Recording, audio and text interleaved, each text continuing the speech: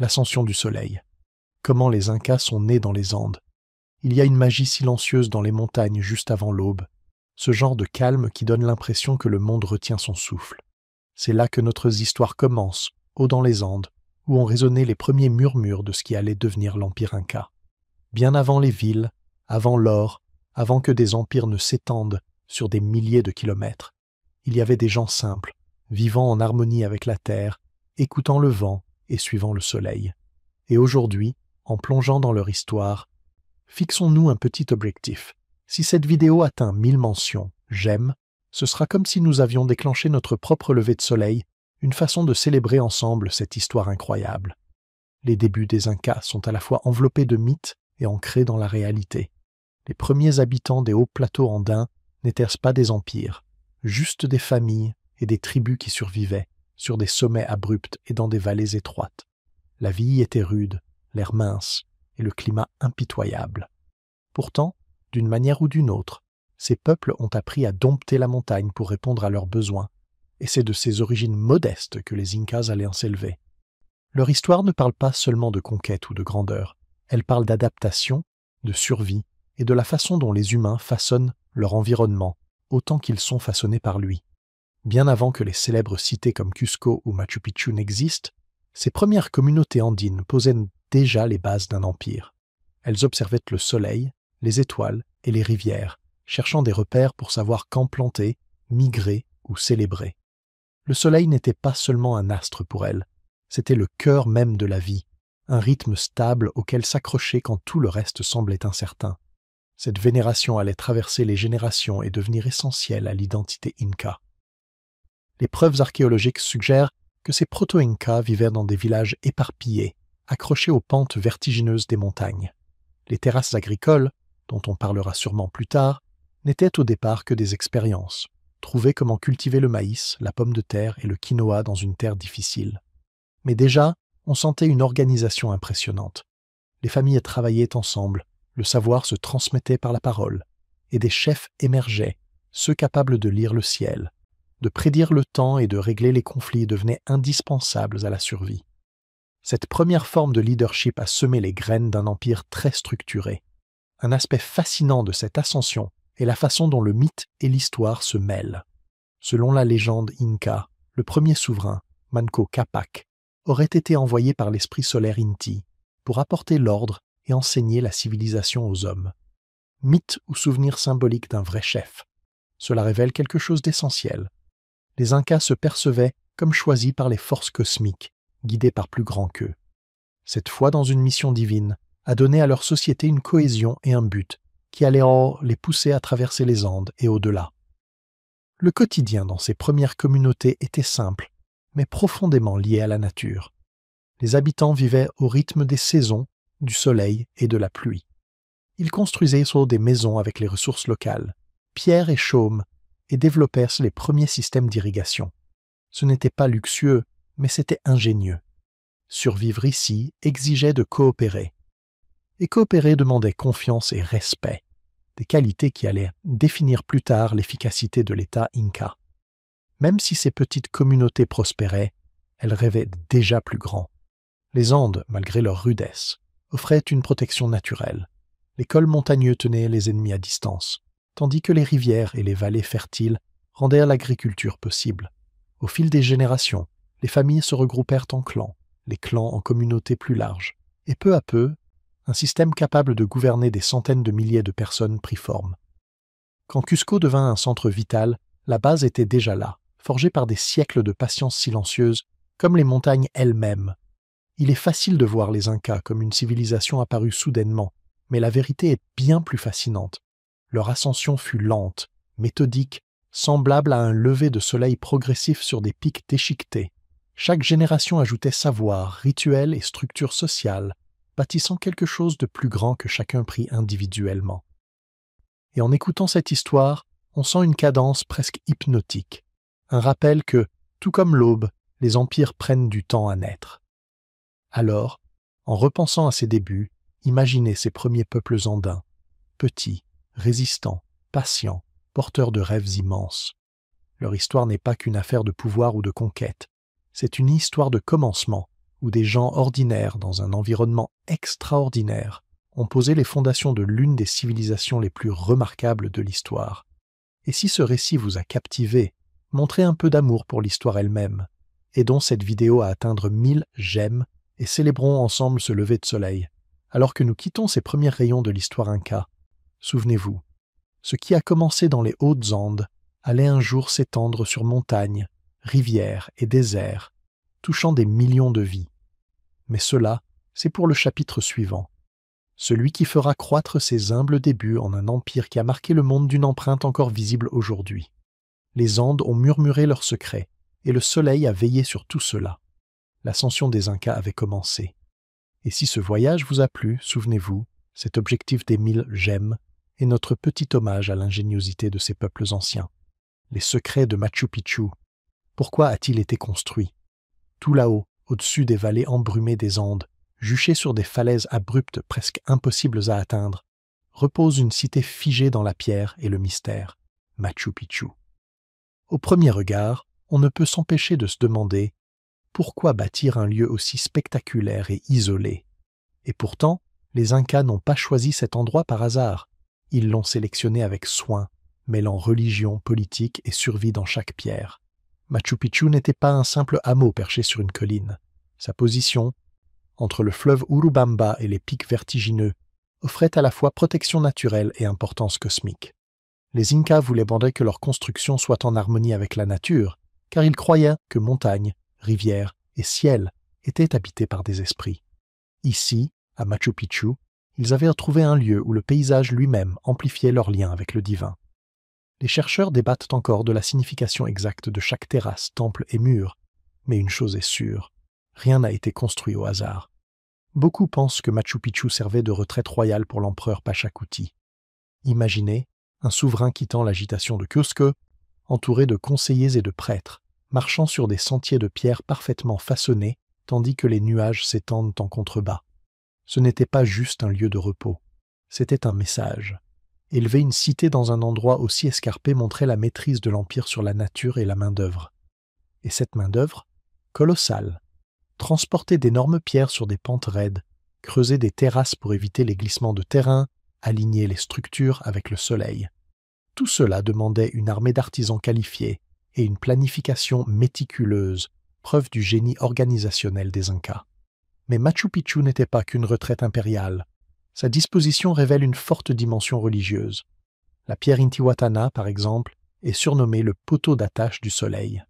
On pense qu'elle servait à suivre le mouvement du soleil, à caler des cérémonies sur le calendrier solaire, ou même à capter une énergie spirituelle. Et ce n'est pas tout.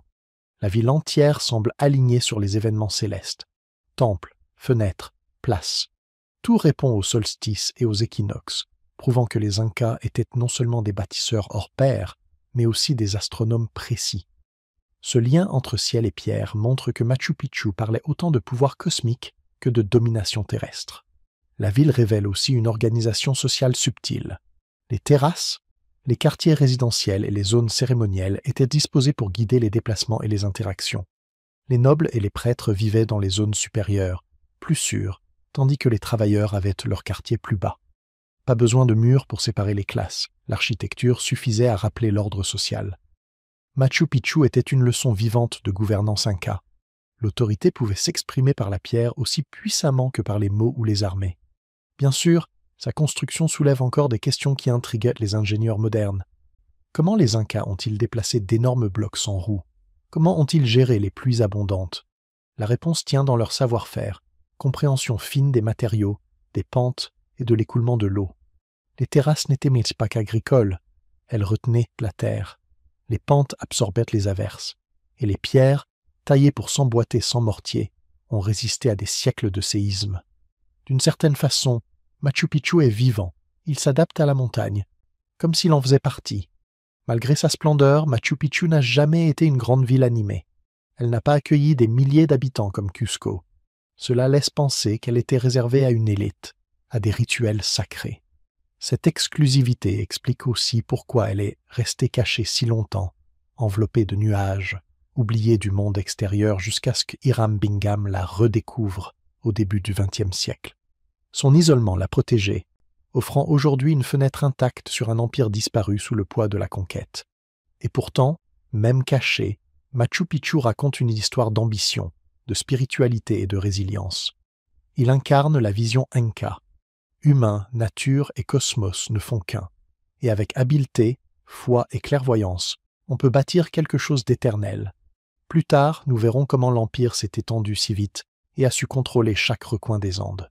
Machu Picchu n'était pas qu'un joyau perché. C'était le cœur symbolique d'un empire, un reflet de ses valeurs et un témoignage de sa maîtrise du monde physique et spirituel. En arpentant ces couloirs de pierre, en voyant le soleil illuminer les sommets à l'aube, on comprend pourquoi les Incas l'ont bâti. Ce n'était pas juste une ville, c'était une déclaration, un sanctuaire et un mystère à la fois.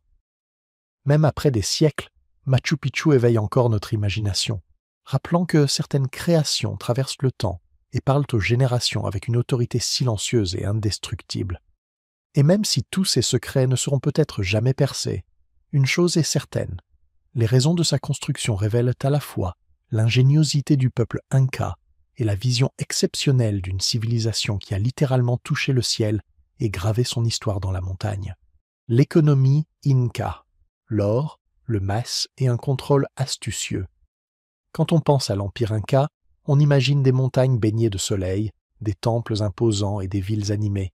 Mais derrière toute cette grandeur se cachait un système économique si ingénieux qu'il a permis à des millions de personnes de survivre, de prospérer et de rester fidèles à l'Empire.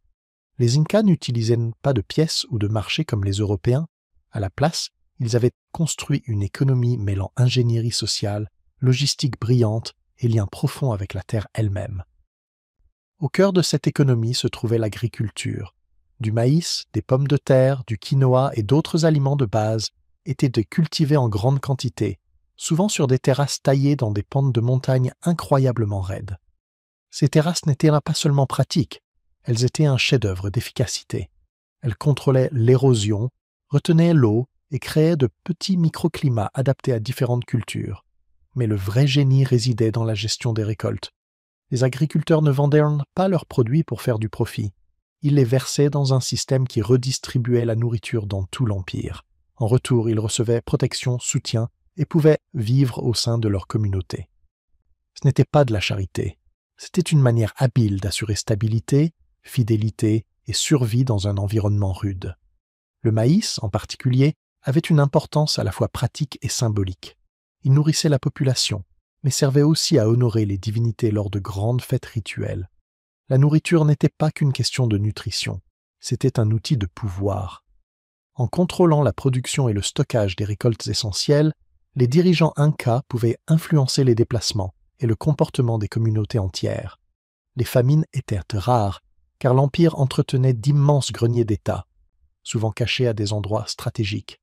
Ces réserves permettaient de répondre aux catastrophes naturelles, aux rébellions ou aux campagnes militaires. En d'autres termes, contrôler la nourriture, c'était contrôler le peuple, et les Incas l'avaient parfaitement compris. Au-delà de l'agriculture, l'or et l'argent jouaient un autre rôle dans l'économie. Contrairement à l'Europe, ces métaux précieux n'étaient pas utilisés comme monnaie courante. Ils représentaient surtout l'autorité divine et la hiérarchie sociale. L'esprit du soleil, Nti, était lié à l'or, et temples ainsi que palais en étincelaient. L'or était comme la monnaie des cieux, pas celle du marché. En centralisant ce métal, les souverains renforcèrent leur pouvoir et leur aura mystérieuse. Les habitants n'avaient pas besoin de pièces pour vivre. Leurs obligations se mesuraient en travail et en service, pas en argent.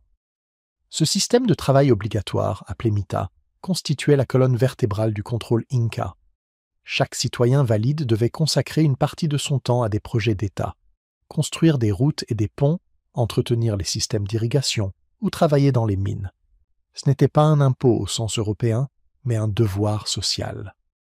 En échange, l'État offrait sécurité, infrastructures et accès aux ressources. Ce mélange astucieux d'obligations et de récompenses faisait fonctionner l'Empire comme une machine bien huilée. Les communautés n'étaient pas seulement des sujets, elles étaient des rouages indispensables qui faisaient fleurir les montagnes et prospérer les villes. Le commerce existait aussi, mais il n'était pas fondé sur des marchés ou des marchands, comme nous les connaissons. Les échanges à longue distance reposaient sur le réseau routier impressionnant de l'Empire. Des surplus, Des biens de luxe et même des aliments exotiques voyageaient à travers vallées et sommets grâce aux coureurs messagers, les chasquis. Ces messagers étaient tous les veines de l'économie inca, faisant circuler informations, produits et ordres rapidement. Ainsi, l'économie n'était pas qu'une affaire de récolte ou d'or, c'était un système de réseau, d'organisation et de précision presque militaire dans la distribution. Ce qui étonne, c'est à quel point ce système était adaptable. Chaque région produisait ce qu'elle savait faire le mieux. Les hautes terres fournissaient pommes de terre et lamas. Les vallées plus basses produisaient maïs et queca, et les côtes apportaient poissons et coquillages. L'État coordonnait ses ressources pour que le surplus de chaque zone soutienne les besoins d'une autre. L'économie n'était pas un désordre spontané. C'était un ballet soigneusement orchestré où chaque communauté, chaque culture et chaque produit avaient leur place. Même les taxes et les obligations renforçaient la cohésion sociale. La mita et la redistribution des grains n'étaient pas de simples outils administratifs. Elles façonnèrent la culture, la loyauté et l'identité. Les habitants se définissaient non seulement par leur village, mais aussi par leur contribution à l'Empire. Travailler devenait une preuve d'appartenance, un lien concret avec l'État inca et, au bout du compte, avec l'autorité divine du souverain. En reliant agriculture, travail, métaux précieux et contrôle centralisé, l'économie inca a été à la fois pratique et symbolique. Elle nourrissait des millions de personnes, finançait des constructions monumentales, entretenait la fidélité et renforçait l'image sacrée des dirigeants. Sans ce système, un empire étendu sur les plus hautes montagnes du monde n'aurait pas pu survivre. L'économie inca montre que le pouvoir ne vient pas toujours de la conquête ou de la richesse au sens habituel.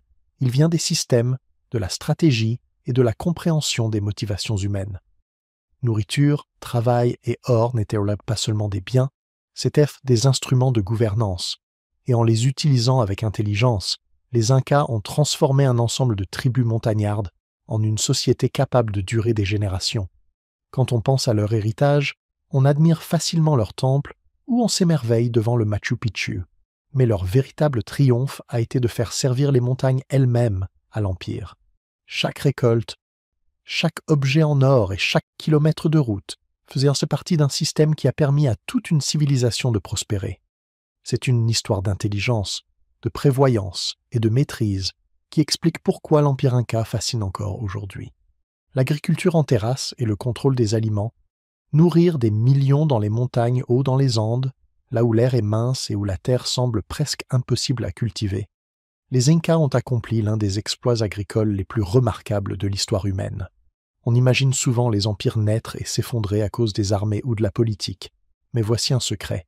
Pour les Incas, la survie et l'expansion reposaient sur la nourriture.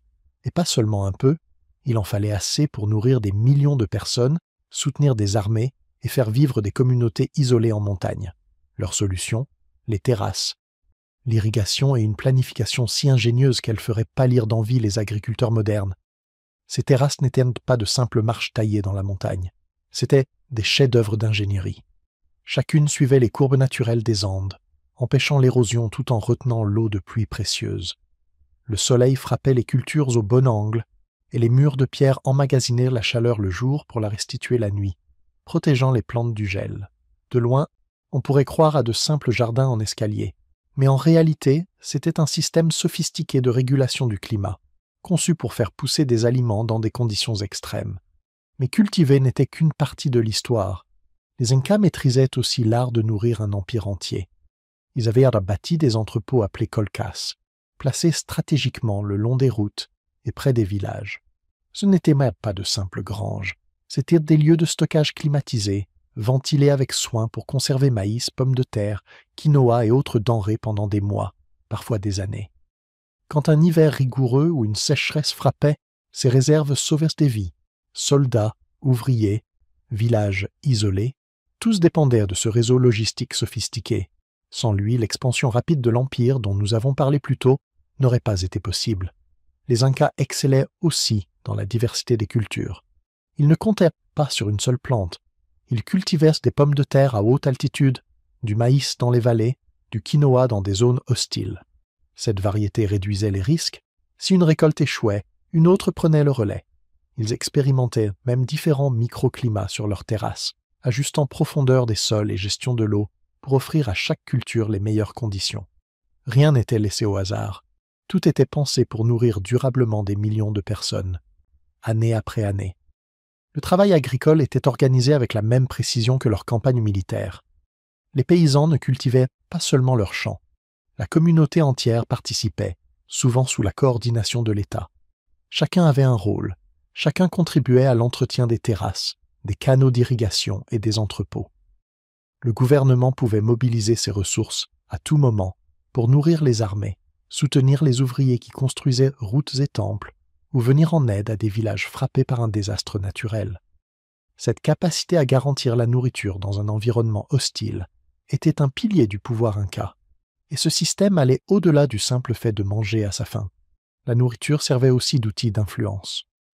En distribuant les denrées de manière stratégique, l'État inca assurait la loyauté des peuples récemment intégrés, consolidait les régions frontalières et récompensait ses alliés.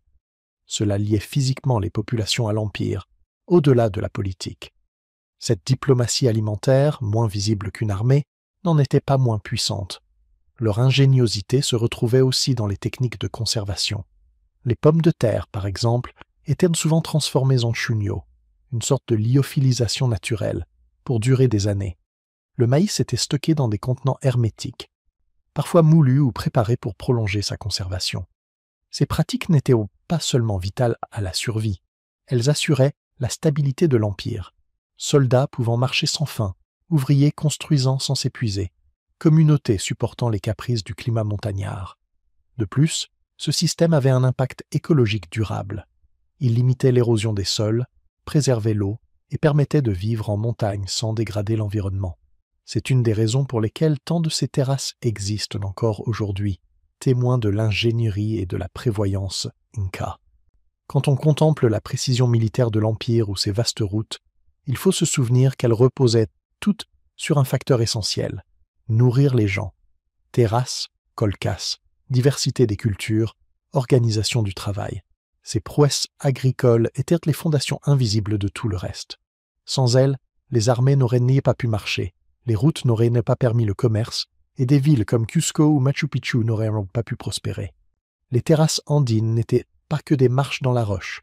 Elles étaient les marches vers la survie d'une civilisation entière. Chaque pierre, chaque canal, chaque sac de grains soigneusement stocké faisait partie d'une stratégie visant à nourrir des millions, renforcer la loyauté et solidifier l'Empire. Dans un endroit où la survie même semblait un défi, les Incas n'ont pas seulement résisté, ils ont bâti un système si ingénieux qu'il leur a permis d'atteindre une grandeur qui nous émerveille encore. Nourrir des millions dans l'une des régions les plus dures du monde n'était pas un luxe, c'était la base même de leur puissance, de leur stabilité et de leur expansion. Et c'est grâce à cette maîtrise de l'agriculture que les Incas ont pu s'élever, prospérer et laisser un héritage qui continue de façonner les Andes des siècles plus tard. Quipu, le mystérieux système d'écriture par nœuds. Au cœur des Hautes-Andes, parmi les sommets vertigineux et les rivières fougueuses, les Incas ont inventé quelque chose d'unique qui déroute encore les historiens aujourd'hui. Le quipu. Oubli papier, plume et encre. Cette civilisation racontait ses histoires, gérait son empire et gardait ses archives grâce à un ensemble de cordelettes colorées et de nœuds. À première vue, cela semble simple, presque comme un tas de fils emmêlés. Mais ne t'y trompe pas. Dans ces cordes se cachait un système complexe de communication, de calcul et de mémoire qui a aidé à maintenir l'un des plus grands empires de l'histoire. Le quipu était principalement fait de coton ou de fibres de camélidés, souvent teintées de couleurs vives. Chaque corde portait des nœuds, placés à des endroits précis. Le type de nœud, sa position le long du fil et la couleur avaient chacun une signification. On pouvait y encoder des chiffres, des recensements, des inventaires de ressources et même des événements historiques. Pour un empire qui s'étendait de l'Équateur au Chili, où les montagnes pouvaient séparer des régions de plusieurs jours de voyage, les quipus étaient des outils essentiels pour gouverner. Les responsables appelés quipucamayocs étaient formés pour lire et interpréter ces nœuds, transportant des informations d'une vallée à l'autre avec une précision étonnante. Ce qui fascine, c'est que les quipus ne se limitaient pas aux chiffres. Les chercheurs pensent aujourd'hui que certains pouvaient contenir des récits, peut-être même une forme d'histoire ou de poésie. On ne comprend pas encore exactement comment la langue pouvait être codée, mais la possibilité est incroyable. Imagine, une civilisation entière communiquant par cordes nouées, conservant lois, souvenirs et peut-être poésie, sans un seul mot écrit comme nous le connaissons. La structure du quipu reflétait l'esprit inca, ordonné, logique et méthodique. Une corde principale servait souvent d'épine dorsale, d'où partaient des cordes secondaires. Chaque branche pouvait représenter une région, une famille ou une catégorie de ressources. Les nœuds indiquaient des quantités, troupeaux de lamas, mesure de maïs, nombre de travailleurs. Même la direction d'un nœud, vers l'avant ou l'arrière, pouvait changer son sens. C'était un code multidimensionnel bien plus élaboré qu'il n'y paraissait. On pourrait penser que le quipu était une étape primitive avant l'écriture, mais c'était en réalité un système parfaitement adapté à son environnement. Dans un empire montagneux où les messagers pouvaient mettre des semaines à traverser des terrains périlleux, une corde à nœuds était légère, durable et pratique. Et parce qu'on pouvait facilement ajouter ou enlever des nœuds, le système était vivant, reflétant en temps réel les changements dans la population, la production ou les ordres administratifs. Fait intéressant, les quipus avaient aussi une valeur sociale et spirituelle. Certains nœuds étaient utilisés lors de rituels ou comme offrandes. Ils n'étaient donc pas seulement pratiques, mais porteurs d'une dimension sacrée, reliant le monde matériel au divin. À leur manière, les quipus incarnaient la vision inca, pragmatique, spirituelle et profondément ancrée dans la vie quotidienne. Les Quipucamayok jouissaient d'un pouvoir immense. Ils n'étaient pas que des comptables, ils étaient gardiens du savoir, essentiels au bon fonctionnement de l'Empire. Une seule erreur pouvait entraîner une mauvaise répartition des ressources, mécontenter des communautés ou faire échouer de grands projets. Ces fonctionnaires parcouraient des régions entières, portant leurs quipus comme des parchemins sacrés, responsables de la justesse des informations dans un empire où les montagnes ralentissaient les échanges que nous faisons aujourd'hui en quelques secondes. Mais le génie du quipu explique aussi une partie du mystère entourant la civilisation inca. Après la conquête espagnole, beaucoup furent détruits, ignorés ou mal compris. Les conquistadors n'ont souvent pas reconnu leur importance et les ont pris pour de simples curiosités. Aujourd'hui, il n'en reste que quelques milliers, dispersés dans des musées, et les chercheurs s'efforcent toujours de les déchiffrer complètement. Les nœuds gardent encore une part de leurs secrets, murmurant des histoires et des savoirs que nous ne comprendrons peut-être jamais totalement. Certains spécialistes pensent que les quipus pouvaient contenir des noms, des événements ou des jugements juridiques. D'autres estiment qu'ils servaient de moyens mnémotechniques pour aider les responsables à retenir des informations complexes. Qu'ils soient numériques, narratifs ou cérémoniels, les quipus révèlent un rapport à l'information incroyablement flexible et ingénieux. Quand on considère l'ampleur de l'Empire Inca, ses routes, ses champs en terrasse et sa structure sociale, on comprend que le quipu était un pilier administratif. Il permettait de coordonner le travail, les ressources et les impôts sur des centaines de kilomètres, assurant la cohésion d'un territoire immense. C'est la preuve qu'une civilisation peut inventer des solutions originales à des problèmes que nous croyons résoudre seulement avec l'écriture ou la technologie. Or, mensonges et légendes, la chasse espagnole au trésor de l'esprit du soleil. Quand les Espagnols arrivèrent dans les Andes, ils ne virent pas seulement des montagnes et des villages, ils virent de l'or, et pas n'importe quel or, celui, mythique, associé à l'esprit du soleil lui-même. Des récits de richesses immenses, dissimulés dans des temples et des coffres secrets, avaient traversé les océans et les générations, promettant des fortunes inimaginables à quiconque oserait les réclamer. Mais ce que les conquistadors découvrirent, et ce qu'ils imaginèrent, fut un mélange de réalité, de ruse et de mythes qui allait changer à jamais le destin de l'Empire Inca. Au cœur de ces histoires se trouvait la profonde vénération que les Incas vouaient à l'or. Pour eux, ce métal n'était pas seulement précieux, c'était la sueur du soleil, l'essence divine d'Inti lui-même. Les temples en étaient recouverts, les objets rituels en brillaient, et la famille royale en portait comme signe de lien avec les dieux. Les Espagnols, eux, n'avaient ni pas cette vision sacrée. Pour eux, l'or représentait richesse, pouvoir et conquête, et cette incompréhension prépara le terrain à une suite d'événements tragiques et chaotiques. Lorsque Francisco Pizarro et ses hommes arrivèrent au début des années 15-20, ils étaient peu nombreux mais animés d'une ambition farouche, armés de mousquets et attirés par l'appât du gain. Ils réalisèrent vite que les Incas possédaient des richesses dépassant l'imagination, même si les quantités exactes restaient floues. Chaque rencontre semblait confirmer les légendes. Temples étincelants, idoles dorées, trésors accumulés au fil des siècles. Chaque Espagnol rentrait avec un butin, même modeste, nourrissait des récits de réserves si vastes qu'elles pourraient remplir des villes entières. La chasse alors devint une obsession, brouillant la frontière entre réalité et fantasme. La tromperie joua un rôle clé dans cette frénésie. Les Espagnols, habiles manipulateurs, exploitèrent les rivalités au sein de la noblesse inca et promirent protection ou privilèges pour obtenir l'accès aux richesses. En face, les Incas, confrontés à une menace vitale, usèrent parfois de ruses, cacher l'or, détourner les envahisseurs, emprunter des routes secrètes pour sauver les objets sacrés. Ce jeu du chat et de la souris alimenta encore plus les légendes. Chaque rumeur de trésors cachés attisait l'avidité des Espagnols, menant à la violence, à la trahison et souvent à la mort. L'épisode le plus célèbre fut sans doute la rançon d'Atahualpa, l'empereur inca capturé par Pizarro. Pour recouvrer sa liberté, Atahualpa promit de remplir une pièce d'or et d'argent. Les Incas livrèrent des quantités incroyables, mais les Espagnols l'exécutèrent quand même. Ce drame illustre le mélange mortel de cupidité, d'incompréhension culturelle et de promesses rompues. L'or, jadis outil de paix et symbole divin, devint un piège fatal. Après la conquête, les légendes se multiplièrent.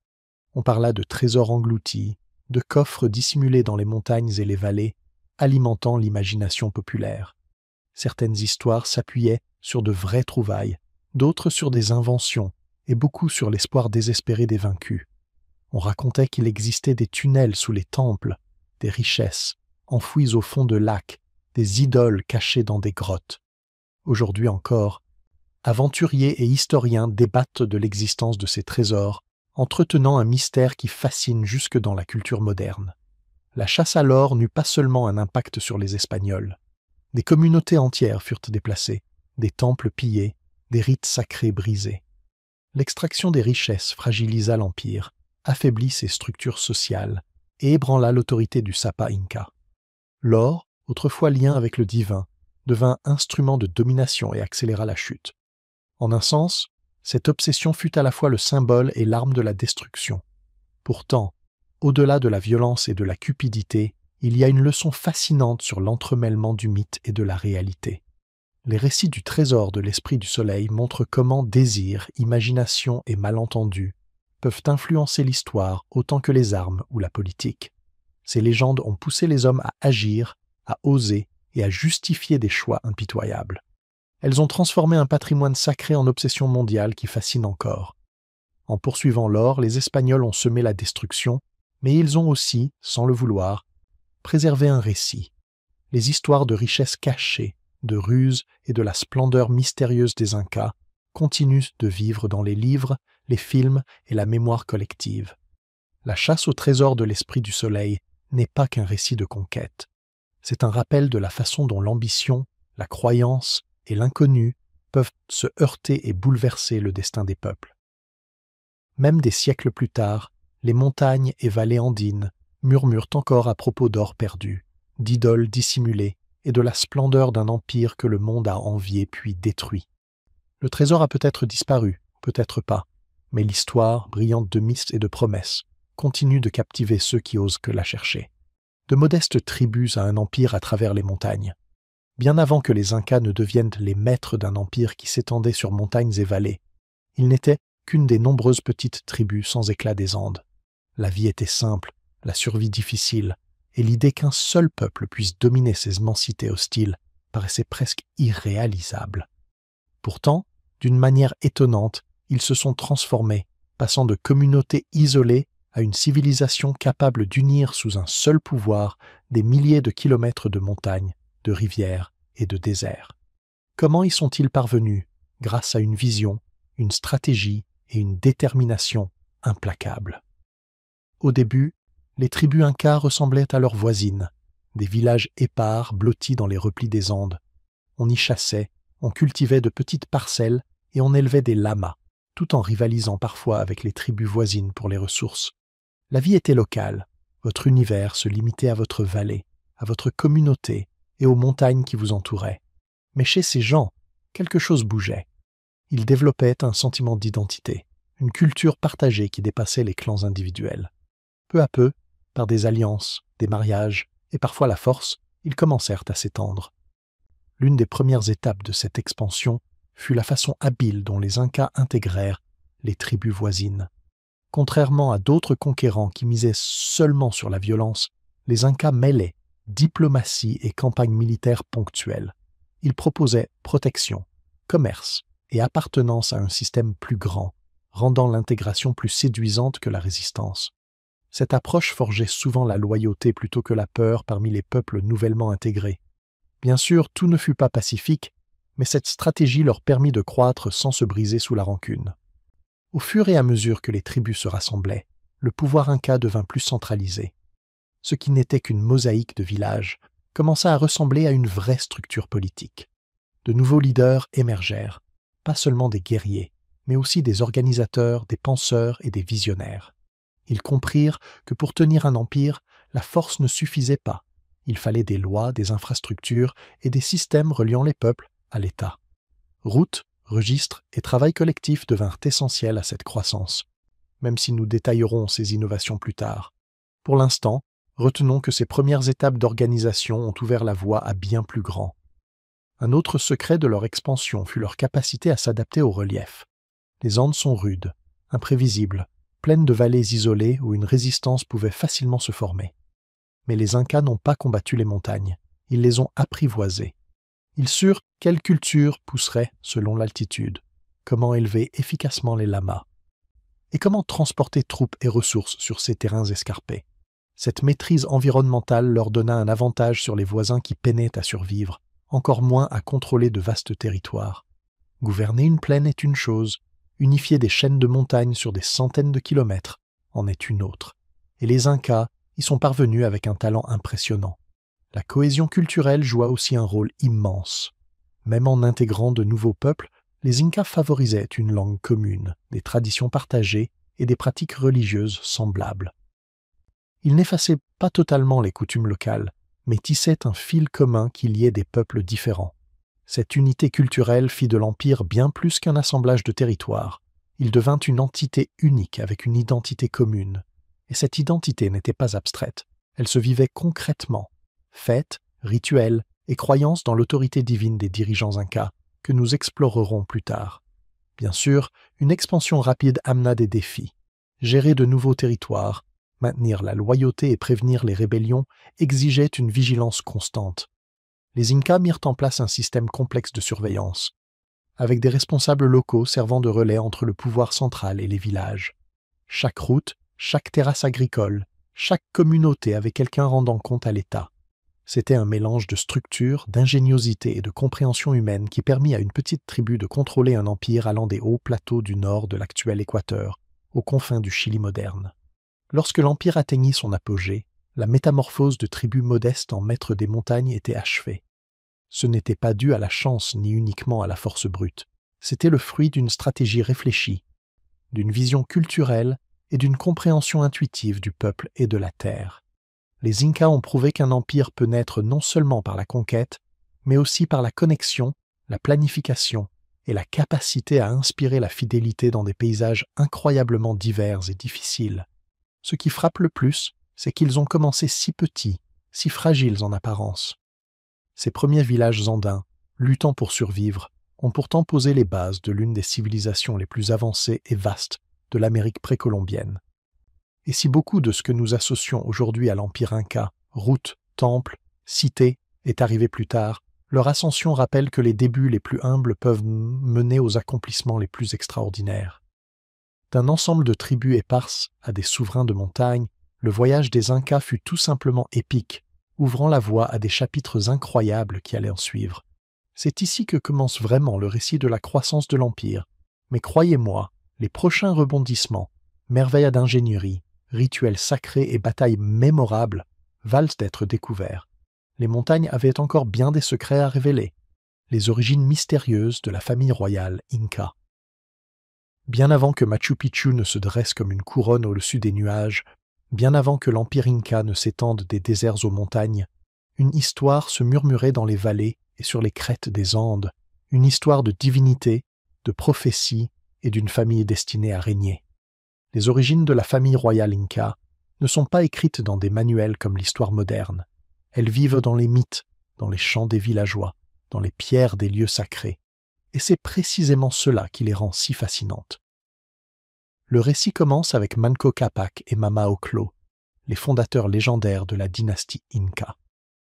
Selon les chroniques, ils seraient sortis des eaux sacrées du lac Titicaca, envoyés par l'esprit solaire Nti lui-même, pour mettre de l'ordre dans le chaos des hauts plateaux andins.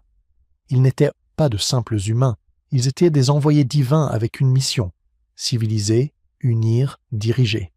Certaines versions racontent même qu'ils portaient des bâtons d'or, une sorte de GPS sacré, qui s'enfoncerait dans la terre à l'endroit où ils devraient établir la capitale de l'Empire. Ce bâton, il les conduisit au cœur de la vallée où s'élèverait plus tard Cusco. Ce qui est remarquable, c'est que ces mythes n'étaient pas de simples contes de fées, ils avaient un but concret. Les Incas n'avaient pas d'écrit comme nous. Ces récits servèrent donc à justifier le droit divin des souverains. Quand on affirmait être l'enfant de l'esprit du soleil, les gens n'étaient pas seulement impressionnés, ils y croyaient vraiment.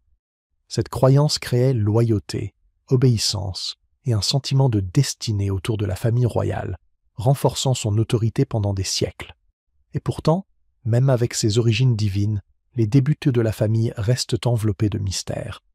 Les historiens et les anthropologues débattent encore de l'identité du premier Inca, ou même de son existence réelle. Certaines preuves laissent penser à de petits chefs tribaux de la région de Cusco qui auraient peu à peu fusionné leur pouvoir, mêlant faits et légendes, jusqu'à faire de Manco Cápac un point de départ symbolique. C'est comme regarder un lever de soleil brumeux sur les montagnes. On sent qu'une force puissante émerge, mais les détails restent flous, et ce mystère renforce l'admiration. Ce mélange de mythe et de réalité s'est poursuivi avec les souverains suivants. Chaque nouveau Sapa Inca, l'empereur, affirmait être un descendant direct de Manco Cápac et Mama Ocllo, une revendication qui consolidait son autorité sacrée. Ils n'étaient pas seulement des dirigeants politiques, ils étaient l'incarnation vivante de la volonté d'Nti sur Terre, et ce n'était pas qu'un simple symbole. La famille royale Nka utilisait rituels, cérémonies et même architecture pour rappeler sans cesse au peuple leurs liens divins. Des palais perchés dans les montagnes, des temples étincelants d'or, des objets sacrés entretenaient cette idée que ces souverains n'étaient pas des humains ordinaires. Fait intéressant, la succession royale n'était pas aussi automatique qu'on pourrait l'imaginer. Le choix du souverain dépendait parfois du mérite, des alliances ou de la nécessité politique. Un fils pouvait hériter du trône, mais seulement s'il montrait sagesse, courage, l'appui du peuple, et surtout l'approbation d'Inti. On raconte que certains prétendants devaient passer des épreuves mystérieuses, presque comme une audition divine, pour prouver qu'ils étaient dignes de la bénédiction du soleil. Échouer signifiait voir son droit au trône disparaître comme la brume du matin. Autre particularité, la famille royale Inca était profondément liée à l'expansion de l'Empire. Chaque lignée n'était pas qu'une affaire privée, c'était un outil politique. Les mariages étaient savamment arrangés pour unir des clans puissants, assurer la loyauté et garder le contrôle des régions conquises. Ce réseau familial permettait aux Incas de tisser un empire immense, reliant Cusco à des vallées lointaines sans devoir envoyer des armées en permanence. Le sang, c'était la politique, et la politique, c'était la survie. Et pourtant, malgré toute cette organisation et ces liens divins, les origines royales restaient entourées de secrets et d'intrigues. Les légendes parlent de frères cachés, de naissances mystérieuses, d'enfants venus au monde dans des circonstances inhabituelles, des histoires qui alimentaient l'aura mystique de la famille. Il ne s'agissait pas seulement de pouvoir, c'était créer un récit si puissant qu'il devenait inséparable de l'identité même de l'Empire. Quand l'Empire atteignit son apogée, tout le monde, des villageois aux alliés lointains, savait que le Sapa Inca était bien plus qu'un simple souverain. Il était le soleil incarné, un pont entre les cieux et la terre. Et tout remontait aux origines énigmatiques de Manco Cápac et Mama Ocllo, dont l'histoire s'était transmise de génération en génération, devenant chaque fois plus riche et sacrée. Bien sûr, mythes et fragments historiques ne livrent pas tout. Le débat reste ouvert. Quelle part est légende? Quelle part invention politique? Quelle part réalité d'hommes ayant réellement foulé les Andes? Ce mystère captive encore historiens et passionnés, qui cherchent à séparer récits divins et faits historiques, se demandant si quelque part sous les nuages, le premier Inca a vraiment émergé du lac Titicaca, brandissant un bâton d'or pour façonner l'avenir. Au fond, l'histoire de la famille royale Incai ne parle pas seulement de rois et de reines, Elle parle de croyance, de légitimité et du pouvoir des récits. Elle montre comment une famille, enveloppée de mythes et de mystères soigneusement cultivés, a pu inspirer une loyauté sans faille à travers montagnes, vallées et générations. Et tandis que nous avançons vers les chapitres suivants de l'Empire, on voit comment ces origines divines ont préparé le terrain pour les conquêtes, les innovations et les défis dramatiques qui allaient mettre les Incas à l'épreuve comme jamais auparavant. Ce n'était que le commencement, mais chaque légende a ses conséquences, et dans les Andes, ces conséquences allaient résonner dans l'histoire avec autant de grandeur que les montagnes elles-mêmes. Conquérir avec précision. Comment les Incas se sont étendus si vite? Bien avant que les Espagnols ne posaient le pied en Amérique du Sud, il existait un empire qui semblait grandir plus vite que tout ce qu'on pouvait imaginer. S'étendant sur des montagnes vertigineuses, des vallées profondes et des déserts hostiles, les Incas avaient réussi à coudre ensemble un immense territoire qui, à son apogée, couvrait presque tout le flanc ouest du continent. Comment une civilisation partie de modestes villages andins a-t-elle accompli un tel exploit? La réponse ne tient pas seulement à la force brute, mais à la stratégie, à l'organisation et à un sens de la précision qui rivalise avec la logistique moderne. Les Incas n'étaient pas comme les armées errantes d'autres civilisations anciennes. Ils avaient un plan. Chaque conquête était soigneusement calculée. Des éclaireurs partaient en avance pour étudier le terrain, les populations locales et chercher d'éventuels alliés. Les Incas savaient que la simple puissance militaire ne suffirait pas à maintenir un empire. Ils combinaient force armée, tactique psychologique et diplomatie. Les villages n'étaient pas juste pris, ils étaient réévalués. Si les habitants résistaient, l'armée montrait sa force rapidement, intimidant souvent des régions entières sans long combat. Mais si les communautés étaient ouvertes à la discussion, les Incas préféraient proposer des alliances, offrant protection et intégration plutôt que destruction. Cet équilibre entre crainte et faveur créait une loyauté que d'autres empires avaient du mal à obtenir. L'un des aspects les plus étonnants de leur expansion était leur capacité à coordonner des milliers de soldats à travers des paysages presque impossibles. Imagine des sentiers étroits dans les montagnes et des rivières déchaînées, et pourtant les armées avançaient avec efficacité grâce à un réseau de messagers et d'entrepôts placés aux bons endroits. Chaque soldat connaissait sa place. Chaque officier comprenait la stratégie générale, et l'administration impériale permettait aux ordres de circuler plus vite que les rumeurs. C'est facile à négliger, mais cette précision a permis aux Incas de conquérir de vastes régions avant même que les idées de révolte ne se propagent. Leurs ennemis étaient souvent sidérés non seulement par leur nombre, mais par la vitesse et la méthode de leurs attaques. Les Incas excellaient aussi dans l'intégration des peuples conquis. Plutôt que de laisser un vide de pouvoir, ils plaçaient souvent des chefs locaux fidèles à l'Empire, parfois en scellant des alliances par mariage avec des familles influentes. Cette méthode réduisait la résistance et créait un réseau de régions semi-autonomes, toutes liées à l'autorité centrale du Sapa Inca. Ils pratiquaient aussi le déplacement de populations entières, soit pour éviter les rébellions, soit pour renforcer des zones frontalières. C'est ainsi qu'ils ont maintenu à la fois leur étendue et leur contrôle. Les Incas étaient, à bien des égards, des maîtres d'une domination subtile. La psychologie jouait un rôle énorme. La simple vue des armées Incas, disciplinées et uniformes, pouvait faire céder des villages avant même un combat. Ils savaient comment afficher leur puissance. Tambours, messagers, bannières n'étaient pas que décoratifs. Ils étaient des instruments d'influence, donnant l'impression que la présence Inca était partout, même quand seule une petite partie de l'armée était visible.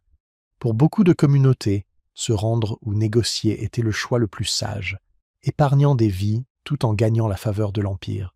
Ce mélange de stratégie, d'apparence et de pression psychologique amplifiait leur influence bien au-delà de leur nombre réel, et leur vitesse ne se limitait pas au mouvement militaire, elle était aussi administrative.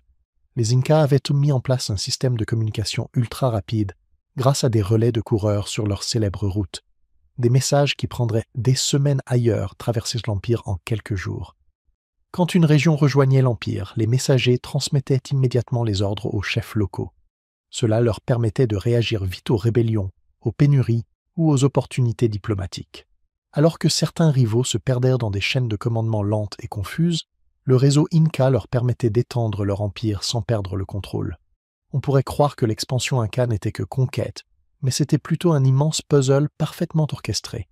Chaque pièce, militaires, politiques, économiques et psychologiques, s'emboîtaient avec fluidité. Leur préparation, leur stratégie et leur capacité d'adaptation faisaient d'eux une force presque irrésistible.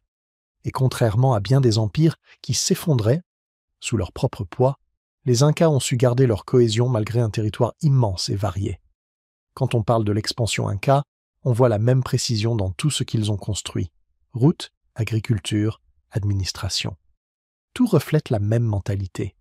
Planification, efficacité et compréhension fine des comportements humains, leur permettant de croître plus vite que presque tous les autres peuples de l'histoire.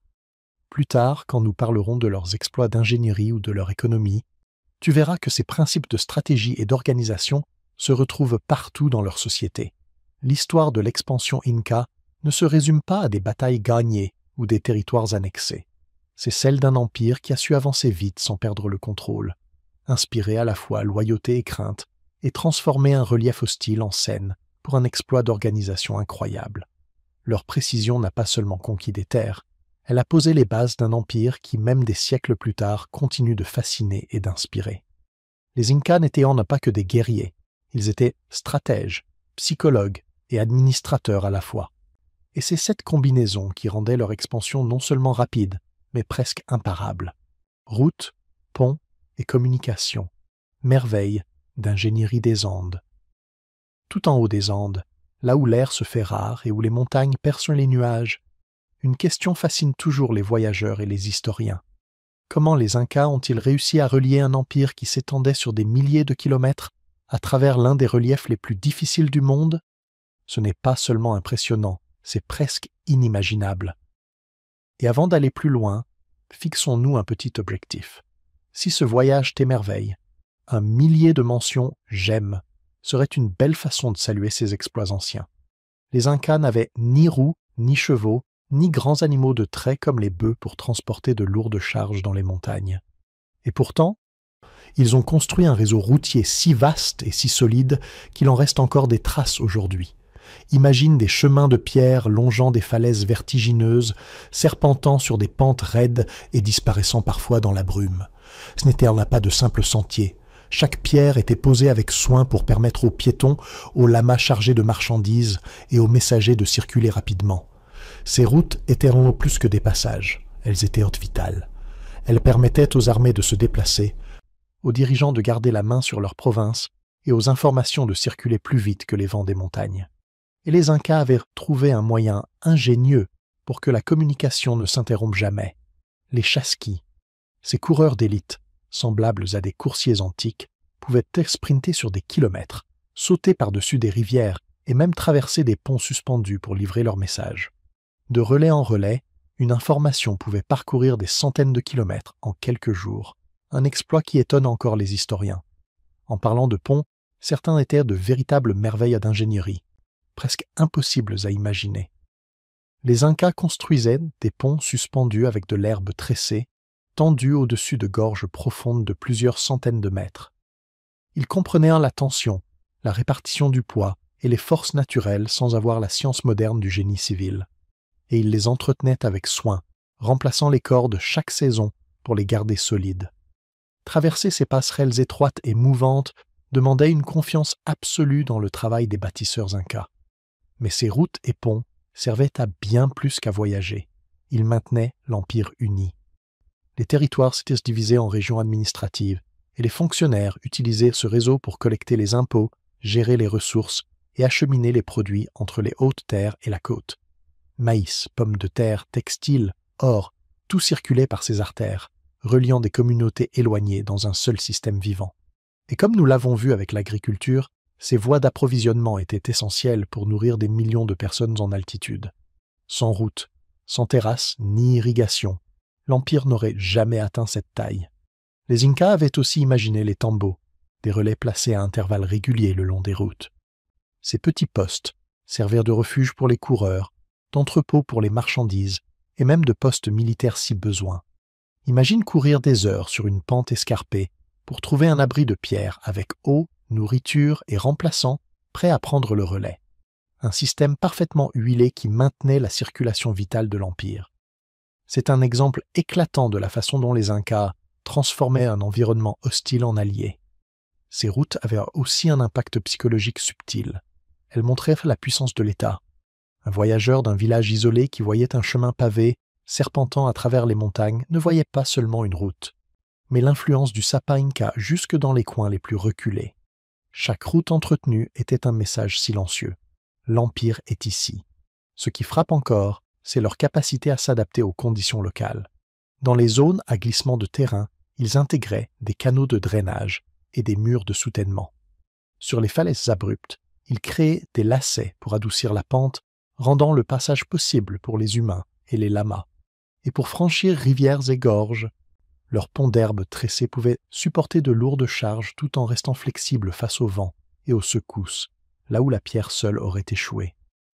Les Incas construisaient la résilience pas à pas, pont après pont, kilomètre après kilomètre. Leur œuvre prouve que l'ingéniosité humaine peut fleurir même sous contrainte. Les Andes étaient rudes et isolées, mais les Incas n'ont pas seulement survécu.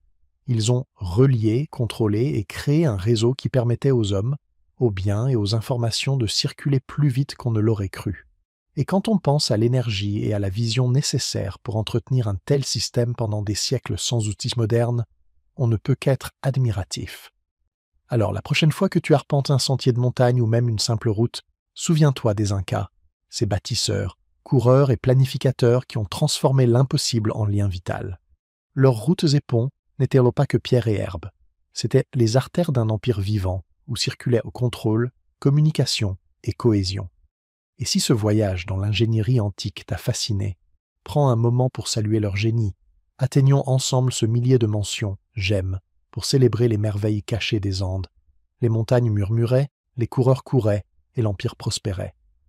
Les routes et ponts incas n'étaient pas qu'une prouesse technique. Ils étaient la colonne vertébrale de l'une des plus grandes civilisations de l'histoire. La vie dans les nuages, le quotidien dans l'empire. Là-haut dans les Andes, où l'air est léger et les nuages frôlent la peau, la vie dans l'empire inca mêlait dure réalité et beauté saisissante. On pourrait croire qu'habiter à des milliers de mètres d'altitude était insupportable, mais pour les Incas, c'était chez eux, un lieu où les gens s'étaient adaptés, avaient prospéré et bâti une société qui semble par certains aspects presque irréelle. Chaque journée commençait quand le soleil se hissait au-dessus des sommets dentelés, inondant de lumière dorée les villages de pierre. Les Incas étaient profondément connectés à la nature. Leur routine quotidienne suivait le rythme de la terre et du ciel. Les agriculteurs se levaient tôt pour s'occuper des terrasses creusées dans les montagnes, vérifiant avec soin maïs, pommes de terre et quinoa. Ces terrasses n'étaient même pas seulement ingénieuses, elles étaient vitales. Chaque parcelle était entretenue avec précision pour garantir à chaque famille de quoi se nourrir toute l'année. Et si l'agriculture peut sembler simple, elle exigeait une vraie maîtrise des microclimats, des canaux d'eau et des sols. La moindre erreur pouvait ruiner une récolte. La précision était donc une obligation quotidienne. Pour le peuple de l'Empire, le travail était inséparable de la communauté. Les villageois partageaient les tâches, qu'il s'agisse de tisser des textiles, de construire des maisons ou d'entretenir des routes traversant des terrains impossibles. Vivre dans les Andes signifiait que chacun avait un rôle et une responsabilité. Les enfants apprenaient très tôt. Le tissage n'était pas qu'un artisanat. C'était de la culture. Les récits n'étaient pas qu'un divertissement. C'était l'éducation. Chaque génération absorbait le savoir comme les montagnes absorbaient à la brume, lentement mais profondément. La nourriture allait bien au-delà du simple besoin de se nourrir. Elle touchait au statut, à la religion et à la famille. Maïs, pommes de terre, haricots et feuilles de coca formaient la base, tandis que lama et alpaga fournissaient laine, viande et transport. Les repas, simples mais importants, étaient souvent partagés collectivement. Comme les Incas n'utilisaient pas l'argent comme nous, l'échange et la réciprocité occupèrent une place centrale. Les communautés offraient leur travail pour des projets, et en retour, ressources et soutien circulaires à travers des réseaux qui liaient tout le monde. Ce système nourrissait la loyauté, pas seulement la survie. Les maisons reflétaient aussi ce quotidien perché dans les nuages. La plupart vivaient dans de petites constructions en pierre ou en adobe, aux toits de chaume résistants aux vents violents et aux pluies. L'intérieur était simple mais chaleureux, décoré de textiles tissés ou de petits objets rituels. Les familles dormaient ensemble, racontèrent des histoires et transmettèrent les traditions. L'intimité n'était pas une priorité. c'était la cohésion qui comptait.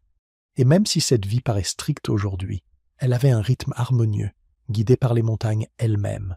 Les fêtes jalonnaient l'année, réunissant les villages pour chanter, danser et honorer les esprits de la terre, du ciel et des ancêtres.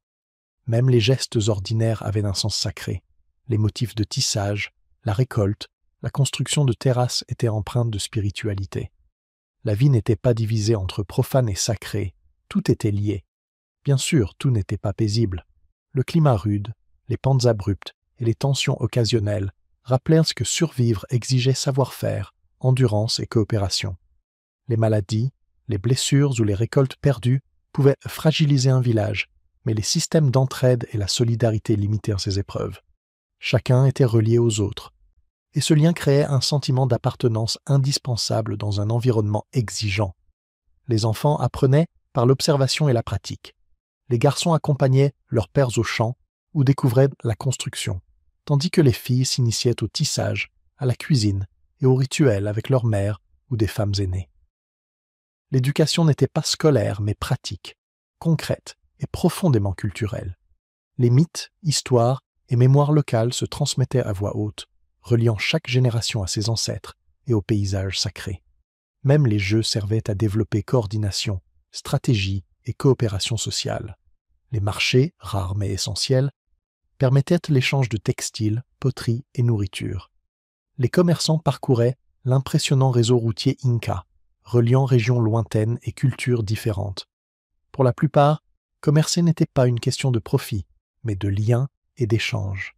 Ces voyages pouvaient durer plusieurs jours et enrichissaient les voyageurs de savoir, de langues et de coutumes, tissant l'empire en une vaste toile de connaissances partagées. La vie quotidienne était aussi influencée par la hiérarchie. Tandis que les paysans travaillaient aux champs et aux ateliers, les nobles et administrateurs organisaient, collectaient les ressources et maintenaient l'ordre. Même dans les villages, les rôles étaient clairs, mais le système restait assez souple. Compétences, fidélité et initiative pouvaient faire progresser quelqu'un. Dans tous les aspects de la vie, travail, religion, éducation, communauté, l'équilibre était vital. Vivre dans les nuages demandait une harmonie entre les humains et leur environnement, entre devoirs et croyances, entre survie et culture. Les Incas ont su maîtriser cet équilibre, ce qui a permis à leur empire de prospérer dans l'un des milieux les plus extrêmes de la planète. En observant leur quotidien, on comprend que cette vie en altitude n'était pas juste une question de survie. C'était un système sophistiqué et interconnecté où chaque geste comptait. Chaque personne avait sa place et chaque rituel liait l'individu au grand ensemble impérial. Et en explorant d'autres aspects de la société inca, on voit comment ce quotidien, travail, rituel, liens communautaires, a servi de fondation à tout, des architectures monumentales aux stratégies militaires. La religion inca, divinité solaire, sacrifice humain et pouvoir cosmique. Bien avant que les premiers navires espagnols n'apparaissent à l'horizon, les Incas vivaient sous un ciel qui n'était pas seulement bleu ou gris, il était sacré. Chaque lever de soleil, chaque étoile, chaque ombre projetée par les montagnes avait un sens. Leur religion n'était pas un ensemble de récits lointains ou de cérémonies cachées dans des temples, c'était la trame qui guidait chaque aspect de la vie quotidienne, de la politique et même de la guerre. Les Incas ne faisaient pas que croire aux êtres divins, ils vivaient à leurs côtés, les ressentaient dans le vent, les rivières et surtout dans le soleil. Au centre de leur foi se trouvait Inti, la divinité solaire, considéré comme le père de la famille royale Inca. Ce n'était pas qu'un mythe, cette croyance donnait à l'empereur une autorité divine. Le souverain Inca, ou Sapa Inca, n'était pas vu comme un simple dirigeant politique. Il était perçu comme le descendant vivant d'Inti. Imaginez, la personne qui décidait des lois, menait les armées et construisait des cités entières, n'était pas vue comme un humain ordinaire, mais comme un être sacré. Cette idée rendait la loyauté presque instinctive. Quand les habitants levaient les yeux vers le soleil, ils n'y voyaient pas seulement la lumière du jour, ils y reconnaissaient la présence du divin, la source même du pouvoir de leurs dirigeants. Mais le lien des Incas avec le cosmos allait bien au-delà du soleil. Ils voyaient le monde comme un équilibre fragile entre le ciel au-dessus, la terre en dessous et l'espace entre les deux, où humains, êtres sacrés et esprits se rencontraient. Leurs cérémonies suivaient souvent les événements célestes. Les temples et lieux sacrés comme Machu Picchu que l'on mentionnera plus tard, étaient conçus avec une connaissance astronomique précise. Les solstices et équinoxes n'étaient pas de simples dates. Ils rythmaient les semis, les récoltes et les grandes fêtes, reliant directement la vie quotidienne au cycle cosmique. Le sacrifice humain, choquant pour nous aujourd'hui, jouait un rôle central dans cet équilibre. Les Incas croyaient qu'offrir le plus précieux des dons, la vie, pouvait plaire aux divinités et maintenir l'harmonie ainsi que la prospérité. Les enfants étaient souvent choisis pour ces offrandes, car on les considérait purs et parfaits pour transmettre un message au monde sacré. Ils étaient habillés avec soin, honorés et choyés durant les mois précédant le rituel. Ce qui peut sembler cruel aujourd'hui était alors perçu comme un immense honneur, un passage vers une proximité éternelle avec les forces célestes. Et ces sacrifices n'étaient pas des actes violents au hasard, ils étaient soigneusement planifiés et réalisés avec solennité, souvent au sommet de montagnes où le ciel semblait à portée de main. Les prêtres avaient un pouvoir immense. Ils guidaient les rituels, interprétaient les signes et servaient d'intermédiaires entre les humains et le sacré. Mais la religion n'était pas réservée aux élites. Les gens ordinaires participaient en offrant de la nourriture, des textiles ou de petites figurines, entretenant sans cesse un sentiment collectif de dévotion. Le sacré imprégnait la vie quotidienne. Avant de semer, avant de partir pour un long voyage, ou même avant une bataille, on accomplissait des rites pour s'assurer des faveurs des forces cosmiques. Un autre aspect marquant de la foi inca était le culte des ancêtres, appelé Malki. Ils n'étaient pas de simples souvenirs. Ils restaient présents et influents. Les momies d'ancêtres étaient honorées, consultées pour les affaires politiques ou militaires, et exposées lors des fêtes pour rappeler aux vivants la continuité de la famille et par extension de l'Empire. Comme Machu Picchu liait espace sacré et pouvoir impérial, le culte des ancêtres ancrerait le présent dans une lignée divine et historique. Les éléments naturels comme les montagnes, les rivières et les rochers n'étaient pas de simples repères géographiques, c'étaient des iwaka, des lieux sacrés chargés d'énergie spirituelle. Gravir une montagne n'était pas qu'une ascension physique, c'était un pèlerinage, une rencontre avec la puissance divine. Cela explique pourquoi certaines constructions incas se trouvent dans des endroits presque inaccessibles. La terre elle-même faisait partie du dialogue sacré.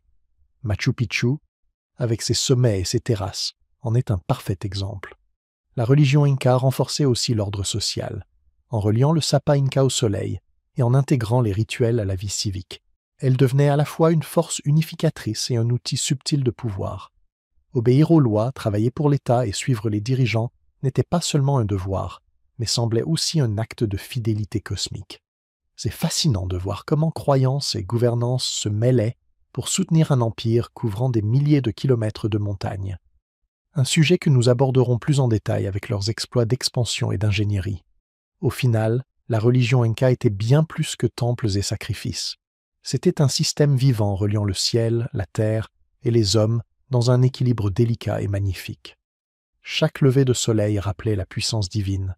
Chaque cérémonie réaffirmait la place des Incas dans l'univers.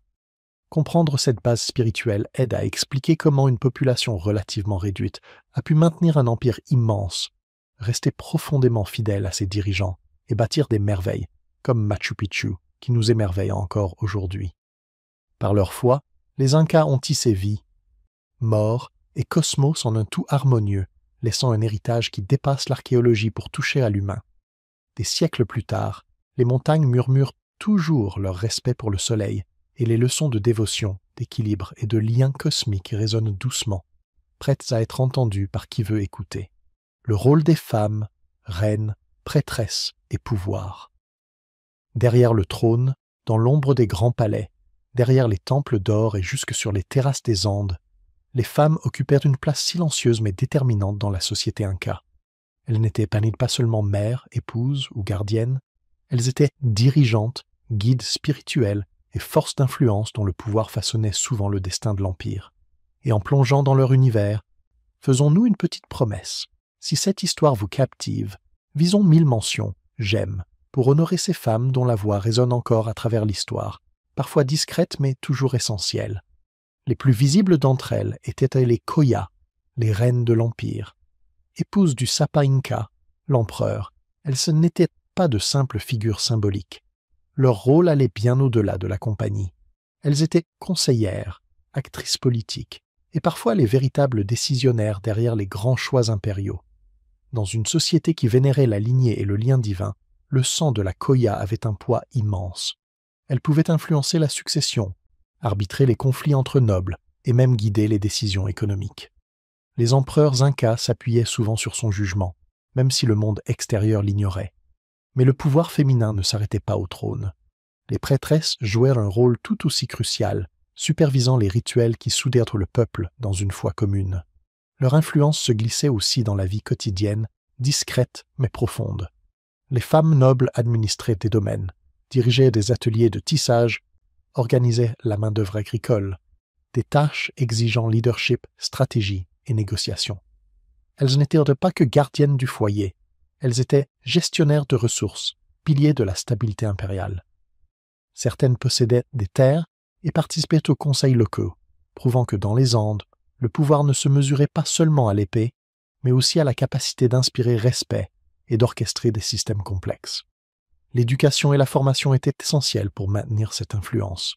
Les filles issues de sortes de familles nobles apprenaient dès leur jeunesse la religion, la politique et les arts afin de se préparer à des rôles exigeant sagesse et diplomatie. Les plus brillantes pouvaient accéder à des positions leur permettant d'influencer la politique impériale, de former les futurs dirigeants et même d'intervenir avant que les conflits n'éclatent. Leur connaissance des rituels, de l'astronomie et des hiérarchies sociales faisait d'elles des conseillères indispensables, bien qu'agissant souvent dans l'ombre. Un aspect fascinant du pouvoir féminin chez les Incas est son lien profond avec la religion et la cosmologie. La notion de dualité était au cœur de leurs croyances, masculin et féminin, soleil et lune, ciel et terre. Tout comme le Sapa Inca représentait le soleil sur terre, de nombreuses prêtresses étaient liées à la lune et à la fertilité, incarnant le principe féminin qui équilibrerait l'autorité masculine de l'empereur. Cette dualité symbolique n'était pas qu'une belle image, elle influençait la gouvernance, les rituels et la manière même dont la société concevait l'ordre et l'harmonie. Les femmes jouaient aussi un rôle clé en temps de crise. Quand l'Empire faisait face à des pénuries, des conflits ou des troubles internes, les reines et les prêtresses servaient souvent de médiatrices, de stratèges et de stabilisatrices. Leurs décisions pouvaient faire prospérer ou affaiblir une région. Même pendant les guerres, alors que les hommes combattaient, les femmes organisaient la logistique, assuraient les ravitaillements et maintenaient le moral, orchestrant silencieusement la survie de l'Empire. Il faut toutefois souligner que ce pouvoir, bien réel, était subtil et nuancé. L'influence dépendait souvent de la sagesse, des alliances et d'une persuasion discrète plutôt que d'une autorité ouverte. Les femmes devaient naviguer entre liens familiaux, devoirs religieux et attentes politiques. Elles maîtrisaient l'art de guider les décisions sans apparaître sous les projecteurs, ce qui rend parfois leurs histoires difficiles à retracer, mais d'autant plus fascinantes quand on les découvre. Et si les Koya et les prêtresses étaient les figures les plus visibles, les femmes ordinaires façonnaient elles aussi l'Empire. Mères, paysannes, artisanes et travailleuses participaient à la vie quotidienne, faisaient tourner les villes, remplissaient les greniers et maintenaient vivantes les cérémonies. Leurs efforts, souvent invisibles dans les récits grandioses de conquête, formaient la base silencieuse de la réussite impériale, rappelant que l'histoire se construit autant par les mains discrètes que par les souverains couronnés. Alors, en réfléchissant au rôle des femmes dans l'Empire Inca, gardons cela en tête. Le pouvoir n'est pas toujours bruyant. Il peut être subtil, stratégique, tissé dans le tissu même de la société. Les Incas le savaient bien, et leur civilisation a prospéré en partie parce que les femmes détenaient un savoir, une autorité et une influence qui complétaient et renforcèrent la grandeur de l'Empire. Si ce regard sur les architectes cachés du monde Inca vous a fasciné, saluons leur génie. Atteignons cet objectif de 1000 mentions « j'aime » pour honorer les reines, les prêtresses et toutes les femmes ordinaires dont la sagesse a façonné montagne et empire. Les femmes des Andes n'étaient pas toujours sous les projecteurs, mais leur pouvoir résonnait dans la pierre, les rituels et les récits. Derrière chaque empire qui s'élève, il y a souvent une force silencieuse qui le guide. Et pour les Incas, cette force était féminine. La machine militaire, discipline, stratégie et tactique de terreur.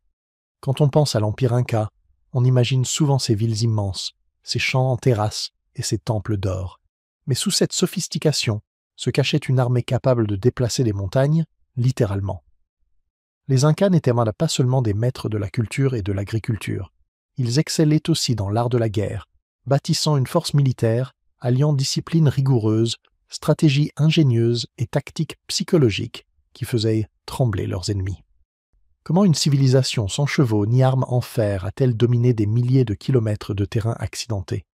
Voilà l'histoire de la machine militaire inca. L'épine dorsale de leur armée, c'était la discipline. Chaque soldat connaissait son rôle, son devoir et les conséquences de l'échec. L'entraînement commençait tôt, souvent au sein des communautés locales où les garçons apprenaient à manier les armes, à se déplacer discrètement dans les montagnes et à obéir sans discuter. Mais la discipline allait au-delà des exercices. Elle inculquait un sentiment d'appartenance et de fierté. Les soldats faisaient partie d'un système plus vaste reliant leur village à l'Empire.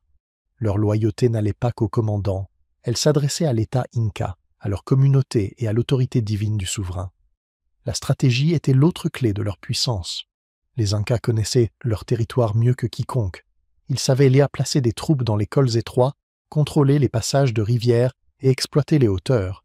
Ils ne se contentaient pas de combattre. Ils planifiaient, parfois des mois ou des années à l'avance, anticipant comment le climat, la géographie et les populations locales influenceraient les batailles. Leurs lignes de ravitaillement étaient impeccablement organisées. Alors que les armées européennes auraient été peinées dans les Andes, les Incas disposaient d'entrepôts, de coureurs relais et d'un réseau routier qui leur permettait de déplacer leurs troupes rapidement et efficacement. Leur armée était autant une prouesse logistique qu'une force combattante, mais peut-être le plus fascinant était leur usage de la peur. L'armée inca ne gagnait pas seulement par la force, elle maîtrisait l'art d'intimider. Les villages ennemis entendaient parler des victoires incas, voyaient leurs bannières et redoutaient leur réputation, ce qui poussait souvent à la reddition avant même qu'une flèche ne soit tirée. La guerre psychologique était intégrée à leur campagne, formation parfaitement ordonnée, chants guerriers effrayants, exposition contrôlée de prisonniers capturés. Tout cela renforçait l'idée qu'il était inutile de résister. La peur n'était pas de la cruauté gratuite, c'était un outil pour limiter les pertes et rendre les conquêtes plus rapides. L'armée était organisée en une hiérarchie qui reflétait l'Empire lui-même. Les milices locales pouvaient être mobilisées, mais les unités professionnelles menaient les opérations cruciales. Les chefs étaient choisis non seulement pour leur bravoure, mais aussi pour leur intelligence et leur sens de l'organisation. Un commandant devait connaître le terrain, comprendre la psychologie ennemie et coordonner des centaines, parfois des milliers d'hommes. Les Incas ne se fiaient pas à la chance, ils s'appuyaient sur la planification, la prévoyance et la capacité d'adaptation. La logistique représentait un autre atout majeur. Contrairement aux armées dépendantes de longues lignes d'approvisionnement, les troupes Incas pouvaient subsister grâce aux ressources locales, tout en utilisant la nourriture stockée dans les greniers disséminés à travers l'Empire. Routes, ponts, sentiers de montagne, tout servait à renforcer leur puissance militaire. Lorsqu'il fallait répondre à une rébellion ou à une menace extérieure, les armées se déplaçaient plus vite que quiconque ne l'aurait cru. Les chasquis, coureurs relais, transmettaient ordres et informations, assurant une parfaite coordination sur d'immenses distances. Ce système transformait les Andes, autrefois perçues comme un obstacle, en un atout stratégique. Leurs armes étaient redoutablement efficaces pour l'époque. Frondes, lances, massues et arcs permettaient d'attaquer à distance comme au corps à corps. Les armures en coton matelassé protégèrent les soldats et les boucliers en bois et en cuir renforcèrent leur défense. Même sans épées métalliques ni chevaux, leur maîtrise du terrain et leurs formations intelligentes les rendaient redoutables. Embuscades, fausses retraites, attaques surprises, leur arsenal tactique était varié. Les batailles se gagnaient par la force mais aussi par la ruse, la patience et la stratégie. Le plus intéressant peut-être est la façon dont l'armée s'intégrait à la gouvernance. Servir dans l'armée était un devoir, un tribut envers l'État, semblable au travail mita.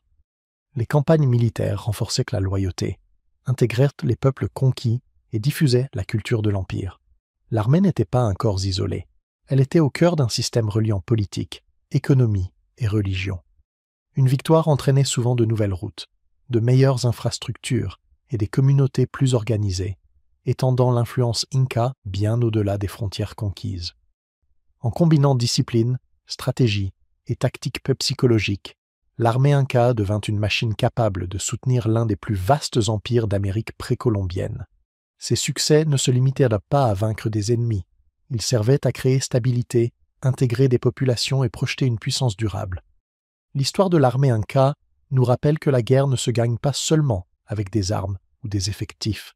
Elle se gagne avec de l'organisation, de l'intelligence et une parfaite compréhension des hommes et de l'environnement. De la maîtrise d'écoles escarpées à l'art de semer la peur chez des tribus lointaines, leurs machines militaires étaient aussi sophistiquées que leurs villes et aussi vitales que leurs systèmes agricoles. Et même si les chapitres suivants montreront la fragilité de cette puissance face aux envahisseurs étrangers, l'héritage de leur discipline, de leur stratégie et de leur génie tactique reste l'un des plus impressionnants de l'Empire. Guerre civile avant les conquistadors, des frères ennemis. L'Empire inca n'était pas seulement fait de montagnes, de routes et de rituels. Il était aussi marqué par les tensions, l'ambition et des rivalités parfois mortelles. Bien avant que les Espagnols ne foulent son sol, l'Empire a connu une crise interne dramatique, une guerre civile sanglante qui opposa frère contre frère et menaça de tout déchirer. C'est une histoire de pouvoir, d'orgueil et de loyauté fragile qui explique pourquoi les Incas étaient si vulnérables quand le monde extérieur arriva. Tout commença avec la mort de Huayna Capac, le puissant Sapa Inca qui avait agrandi l'Empire plus que quiconque avant lui. Il ne laissa aucun héritier clairement désigné. Seulement des rumeurs de rivalité et un territoire immense s'étendant sur des milliers de kilomètres du nord au sud. Soudain, l'Empire unique se retrouva divisé. Ses fils, Atahualpa et Huáscar, revendiquèrent chacun le droit de régner, et ce qui n'était qu'un conflit de succession devint rapidement une guerre ouverte. L'enjeu était colossal, contrôler non seulement Cusco, la capitale impériale, mais aussi la vie de millions d'habitants des Andes. La guerre civile ne se fit pas avec des armes modernes, mais ses effets furent tout aussi terribles. Les deux frères levèrent des armées de milliers d'hommes et les combats ravagèrent montagnes, vallées et rivières. Les villes furent obligées de choisir un camp, déchirant parfois des familles. Imagine un village où les partisans d'un frère vivaient d'un côté et ceux de l'autre frères de l'autre, voisins, amis, cousins, soudain ennemis. La guerre était intime et révéla que, malgré sa taille et son organisation, l'Empire reposait beaucoup sur la loyauté des lignées royales. Atahualpa finit par l'emporter, capturant Huáscar et prenant le contrôle du pouvoir. Mais cette victoire eut un coût énorme. Des dizaines de milliers de morts, des villes bouleversées et une cohésion affaiblie d'une façon qui allait s'avérer fatale. Les lignes d'approvisionnement se fragilisèrent, les terrasses agricoles furent négligées et le réseau de routes et de ponts commença à se dégrader. Même les armées disciplinées des Incas étaient épuisées et dispersées après des années de combat, laissant des brèches aux menaces extérieures. Le plus tragique, c'est que cette guerre interne coïncida avec l'arrivée imminente des Espagnols, qui ne tardèrent pas à apparaître. Les forces d'Atahualpa étaient encore en train de consolider leur pouvoir lorsque Pizarro et sa petite troupe débarquèrent. L'Empire, déjà épuisé, ne put réagir efficacement. Les rancunes persistaient, les loyautés étaient fragiles, et l'autorité centrale qui maintenait la cohésion des Andes était dangereusement affaiblie. Cette lutte interne prépara ainsi le terrain pour la conquête rapide qui suivit. La guerre des frères montre aussi l'équilibre précaire entre autorité divine et ambition humaine. Atahualpa et Huáscar étaient tous deux considérés comme descendants du soleil, légitimant leur règne par leurs liens sacrés. Mais ce droit divin n'a pas suffi à résoudre la succession, et les liens de sang n'ont pas empêché la rivalité meurtrière. C'est un rappel qu'aucune société, même très spirituelle et hiérarchisée, n'échappe aux passions humaines. Malgré tout, ce conflit interne apporta aussi des leçons. Il révéla les failles des règles de succession que de futurs dirigeants auraient pu vouloir corriger. Il montra aussi l'incroyable capacité de mobilisation des armées incas et leur talent à manœuvrer sur des terrains difficiles. La même précision qui avait permis d'étendre l'Empire et de construire des merveilles comme Machu Picchu. Mais cette puissance devint un danger. Plus l'Empire s'étendait, plus son unité devenait fragile quand des querelles éclataient. Les traces laissées par cette guerre restèrent longtemps visibles. Les familles pleuraient leurs morts. Les chefs régionaux apprenaient à manœuvrer dans un climat instable, et le peuple vivait de plein fouet les dures réalités de la politique impériale. C'était un contraste frappant avec l'image ordonnée que l'Empire aimait donner, où rituels et architecture imposaient une harmonie apparente. Ici, c'était l'orgueil, la peur et l'ambition qui dominaient. En fin de compte, ces guerres civiles avant l'arrivée des conquistadors rappellent que même les empires les plus puissants peuvent se détruire de l'intérieur. Les Incas, pourtant ingénieux et organisés, se sont révélés vulnérables face à des rivalités familiales incontrôlées. C'est une histoire où l'ambition l'emporte sur l'unité, où une civilisation prospère s'affaiblit avant même l'arrivée des forces étrangères qui allaient bouleverser son destin. Les leçons de ces conflits résonnent encore. Le pouvoir est fragile, la loyauté complexe, et même les sociétés les mieux structurées peuvent s'effondrer quand l'ambition prend le dessus. Et bientôt nous verrons comment cette fragilité a directement influencé la rencontre avec les Espagnols, qui allaient tout changer à jamais. L'arrivée de Pizarro. Comment quelques Espagnols ont ébranlé un empire. Au début des 1520, l'empire Inca s'étendait déjà à travers montagnes, déserts et vallées, prospérant d'une façon que peu d'Européens pouvaient imaginer. Ils avaient des routes, des armées et un système alimentaire capable de nourrir des millions de personnes. Puis arriva un petit groupe d'hommes à cheval, armés d'acier, de fusils et d'une détermination qui allait changer le cours de l'histoire pour toujours. Francisco Pizarro et sa bande d'Espagnols débarquèrent sur la côte ouest de l'Amérique du Sud, et ce qui suivit fut tout simplement stupéfiant. Une force minuscule ébranla l'un des plus grands empires du monde. À première vue, c'est impensable. Comment une poignée d'étrangers, à peine quelques centaines, pouvait-elle affronter un empire doté de dizaines de milliers de soldats? La réponse se trouve dans un mélange de stratégie, de timing et d'un incroyable coup du sort. Pizarro n'était pas un envahisseur ordinaire, il était patient, calculateur et très observateur. Avant d'agir, il recueillit des informations, étudia la situation politique et chercha les failles à exploiter. Contrairement aux vastes campagnes militaires des Incas, ces Espagnols misaient sur la ruse et la surprise plutôt que sur le nombre. Le moment de leur arrivée joua un rôle clé. L'Empire sortait tout juste de lourdes tensions internes, avec des rancunes encore vives après des conflits de succession et de loyauté régionale. Ces divisions rendèrent certains chefs hésitants, d'autres ouverts à la négociation, voire à la trahison. Pizarro l'avait compris et s'en servit habilement, se présentant non seulement comme un conquérant, mais comme un médiateur, un allié potentiel, une porte vers le pouvoir pour les nobles ambitieux. La technologie amplifia leur présence bien au-delà de leur nombre réel. Les Espagnols arrivèrent avec des armes à feu, des épées d'acier et des chevaux, des forces que les Incas n'avaient jamais vues. Le simple spectacle de soldats à cheval semait la panique.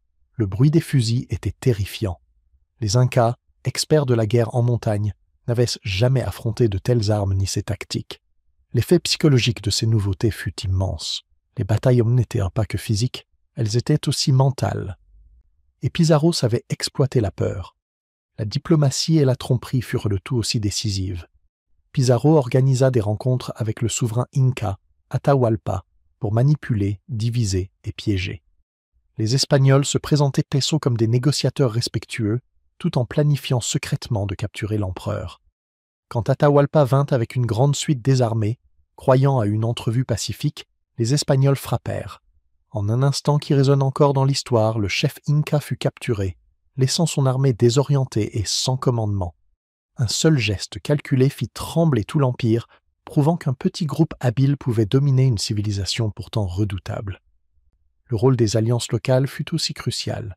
Tous les peuples autochtones n'étaient pas fidèles aux Incas. Certains voyaient les Espagnols comme un moyen de régler de vieux comptes ou de gagner du pouvoir. Pizarro exploita ces rivalités, rallia des soutiens et affaiblit davantage l'autorité Inca. La combinaison de peur, de technologie et d'alliances opportunistes forma une tempête parfaite, permettant à quelques centaines d'hommes de renverser un empire autrefois invincible. Mais cette rencontre ne fut pas qu'un choc militaire.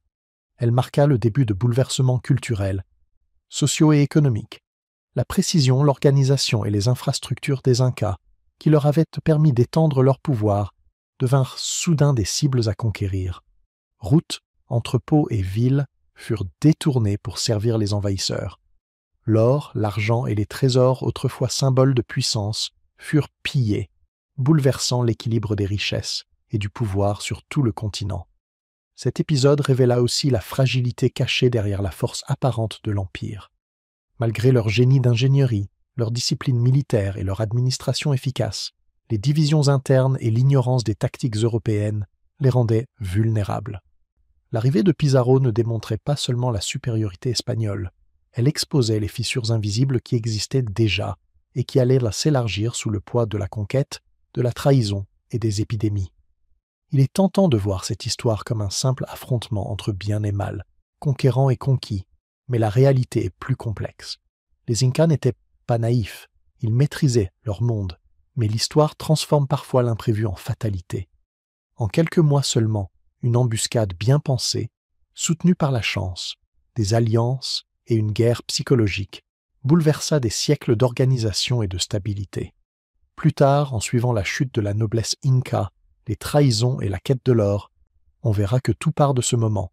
L'arrivée de Pizarro posa les bases de l'effondrement, du transfert de pouvoir et d'un chapitre où quelques étrangers changèrent le destin de millions de vies.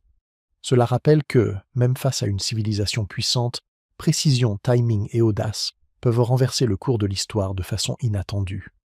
L'arrivée de Pizarro n'était pas qu'une invasion, c'était l'étincelle qui déclencha une réaction en chaîne, ébranlant les fondations de l'Empire Inca et laissant des conséquences qui résonnent encore à travers les siècles. Trahison, alliance et sanglant, conflit, la chute de la noblesse Inca. Les couloirs des palais Incas résonnaient autrefois de rires, de tambours cérémoniels et des chants solennels des prêtres. Mais derrière ces murs, la tempête grondait. Pouvoir, loyauté et liens familiaux qui avaient maintenu l'Empire uni commencèrent à se désagréger. Ce n'est pas une armée étrangère qui brisa d'abord l'élite Inca, mais la trahison venue de l'intérieur. Un enchevêtrement d'alliances et de sang versé qui affaiblit la noblesse au moment même où les Espagnols approchaient. Et si ce récit vous captive, souvenez-vous de notre petit objectif. 1000 marques d'approbation pour honorer les derniers jours dramatiques de cet empire. À la mort de Huayna Capac, le grand Sapa Inca, l'empire se retrouva sans successeur clair. 2 de ses fils, Atahualpa et Huáscar, revendiquèrent le trône. Ce qui suivit n'était pas une simple querelle, mais une guerre civile qui déchira les familles et divisa l'empire. Les grandes maisons nobles durent choisir leur camp. Certaines restèrent fidèles après Huáscar, le considérant héritier légitime. D'autres soutinrent Atahualpa, espérant obtenir des avantages dans un pouvoir en mutation. Ces alliances, autrefois piliers de la gouvernance inca, devinrent des armes de division.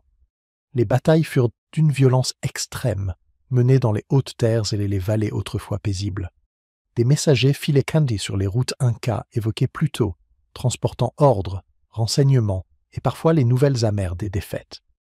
Des armées composées de soldats aguerris, frères contre frères, cousins contre cousins, s'affrontaient avec discipline mais sans pitié. L'usage stratégique du terrain, les formations précises et même la guerre psychologique étaient employées, mais la victoire eut un prix effroyable.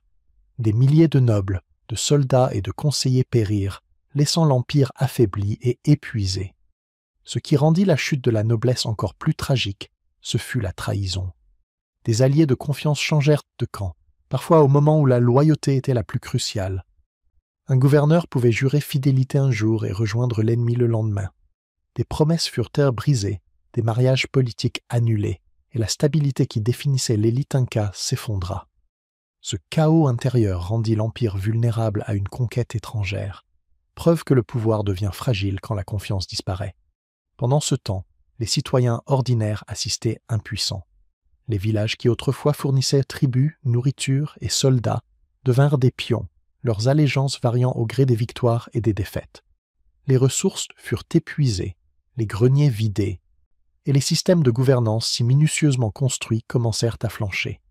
La société disciplinée et organisée des Incas révéla des fissures qu'aucune administration ne pouvait réparer immédiatement. Le sang ne coula pas seulement sur les champs de bataille.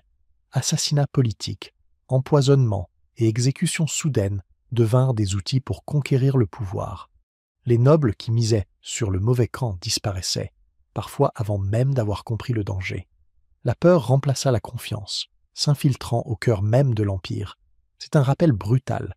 Même les civilisations les plus solides peuvent s'effondrer sous les luttes internes bien avant que les envahisseurs n'arrivent. Au milieu de ce chaos, Atahualpa sortit finalement vainqueur. Mais cette victoire était creuse. La guerre civile avait saigné l'Empire, creusé des divisions que Francisco Pizarro et ses conquistadors allaient exploiter. La noblesse, autrefois sûre de sa puissance et de son origine divine, se retrouva à la tête d'un empire fracturé, avec des armées décimées, des ressources affaiblies et des alliances brisées. Le terrain était prêt pour la conquête, préparé non seulement par les épées espagnoles, mais par les fractures internes. Pourtant, tout n'était pas désespoir.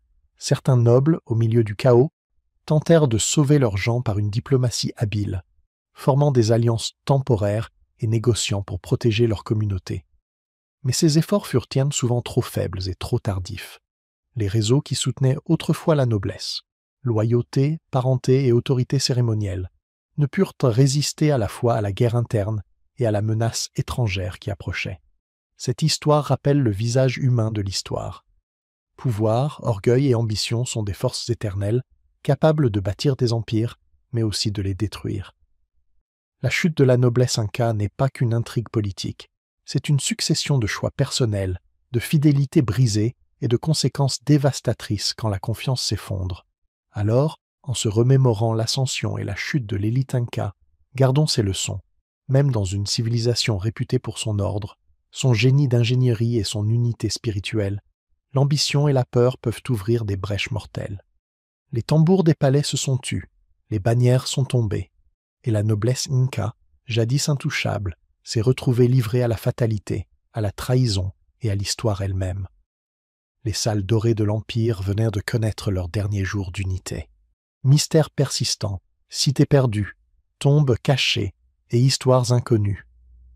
Des siècles après la chute de l'Empire inca, les Andes gardent toujours des secrets qui coupent le souffle aux historiens, aventuriers et rêveurs.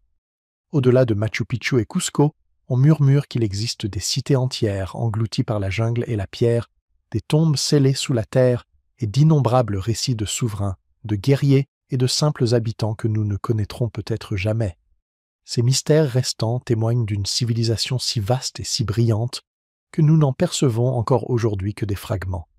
Parmi les énigmes les plus fascinantes figurent les cités perdues de l'Empire. Nous connaissons tous Machu Picchu, mais on croit qu'il y a de nombreux sites cachés dans les montagnes ou dissimulés par la forêt. Certains sont mentionnés dans de vieux écrits espagnols, d'autres simplement murmurés dans les traditions orales locales. Des explorateurs ont trouvé par hasard des terrasses et des fondations au cœur des forêts de nuages, mais chaque découverte soulève plus de questions qu'elle n'apporte de réponses. Quelle taille avaient ces villes? Qui y vivait? Pourquoi ont-elles été abandonnées ou cachées si soigneusement?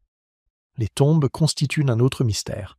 Les Incas honoraient so profondément leurs ancêtres, surtout les anciens souverains, et leurs rites funéraires étaient élaborés.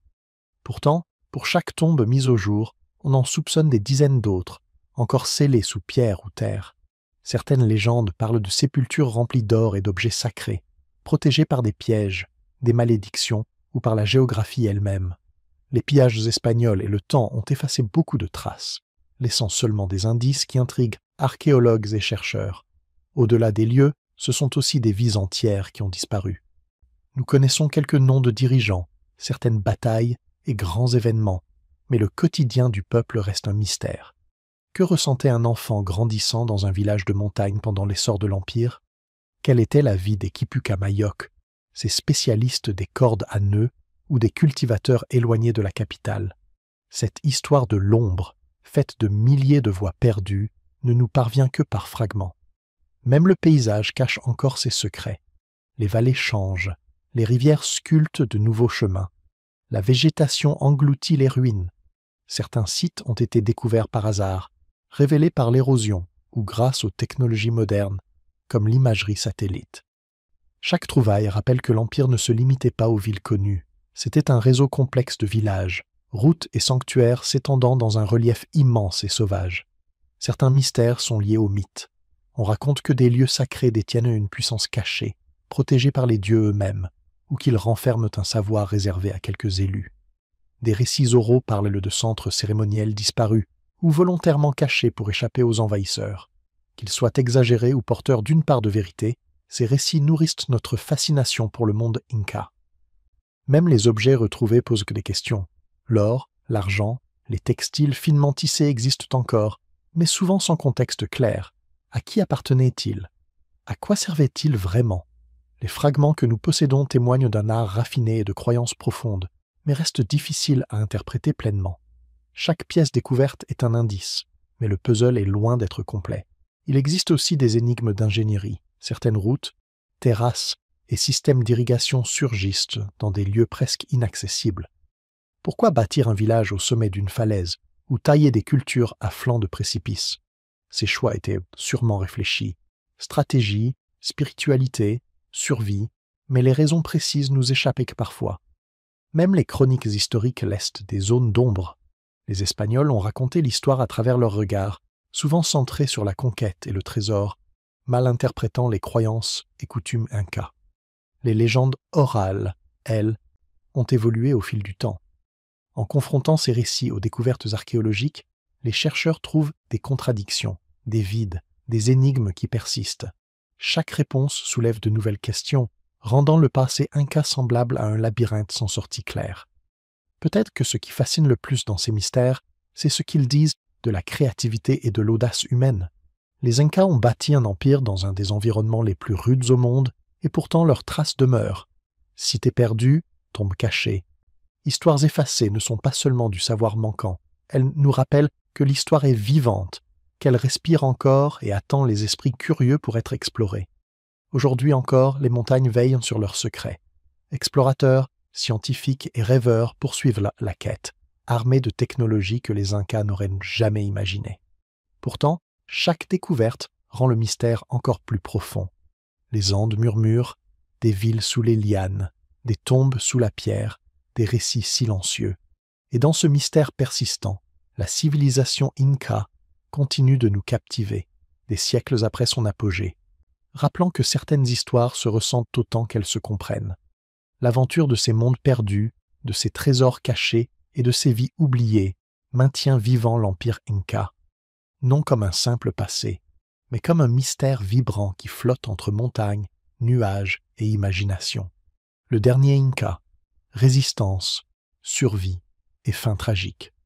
Quand les Espagnols ont fixé leurs ambitions sur les Andes, l'empire Inca était déjà fragilisé, miné par les conflits internes et la guerre civile. Pourtant, malgré des obstacles presque insurmontables, l'esprit des Incas ne s'est pas éteint du jour au lendemain.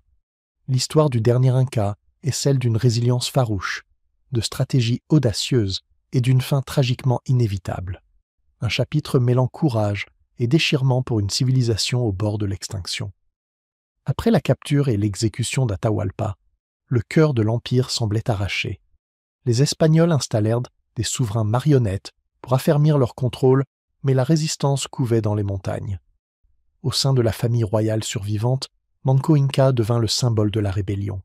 Pas un simple chef de façade, il voulait préserver la souveraineté et la dignité de son peuple, rassemblant guerriers épars et communautés locales pour défier les envahisseurs. Il savait qu'une confrontation directe serait suicidaire, mais refusa de se rendre. Sa stratégie visait autant à survivre qu'à résister. L'ampleur et l'audace de Manco Inca furent remarquables. Il se replia dans les régions reculées de Vilcabamba, exploitant le relief escarpé comme rempart naturel.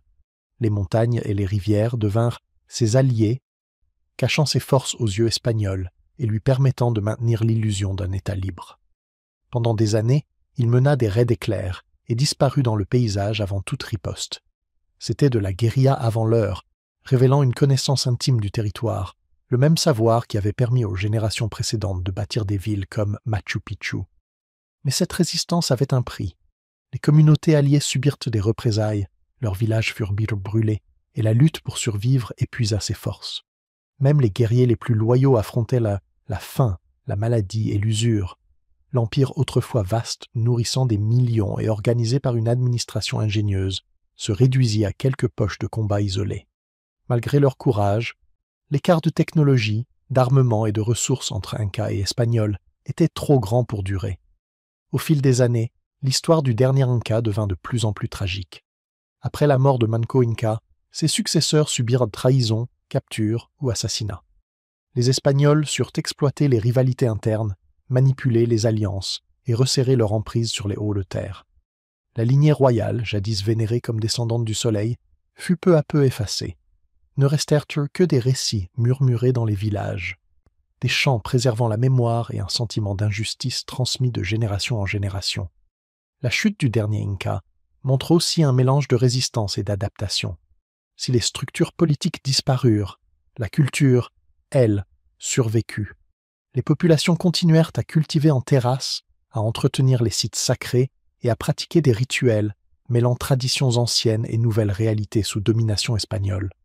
Ce fut une survie culturelle, silencieuse mais puissante. Le souvenir des souverains Incas, leur lien au cosmos et leur maîtrise des Andes persista, nourrissant l'identité des peuples longtemps après la disparition de l'Empire. Il est essentiel de voir que cette fin tragique n'est pas qu'une défaite. C'est aussi une histoire de détermination, de refus d'abandonner identité et héritage malgré la force écrasante de l'envahisseur. Les retraites cachées, les attaques éclairs, la préservation des traditions sont une forme de victoire par la résistance, même sans indépendance politique. Mais l'inévitable conquête rappelle que la chute de l'Empire ne fut pas seulement due aux armes espagnoles. Elle fut aussi facilitée par les divisions internes, les défis logistiques et les faiblesses révélées par les guerres civiles. En parcourant aujourd'hui les ruines, des hameaux isolés aux splendeurs de Machu Picchu, on ressent la présence de ces derniers dirigeants. Leur combat, même perdu, a permis à l'esprit Inca de survivre à travers la mémoire, la culture et le paysage. L'histoire du dernier Inca n'est pas qu'un drame. C'est un témoignage de résilience humaine, du courage de protéger l'essentiel face à l'inévitable.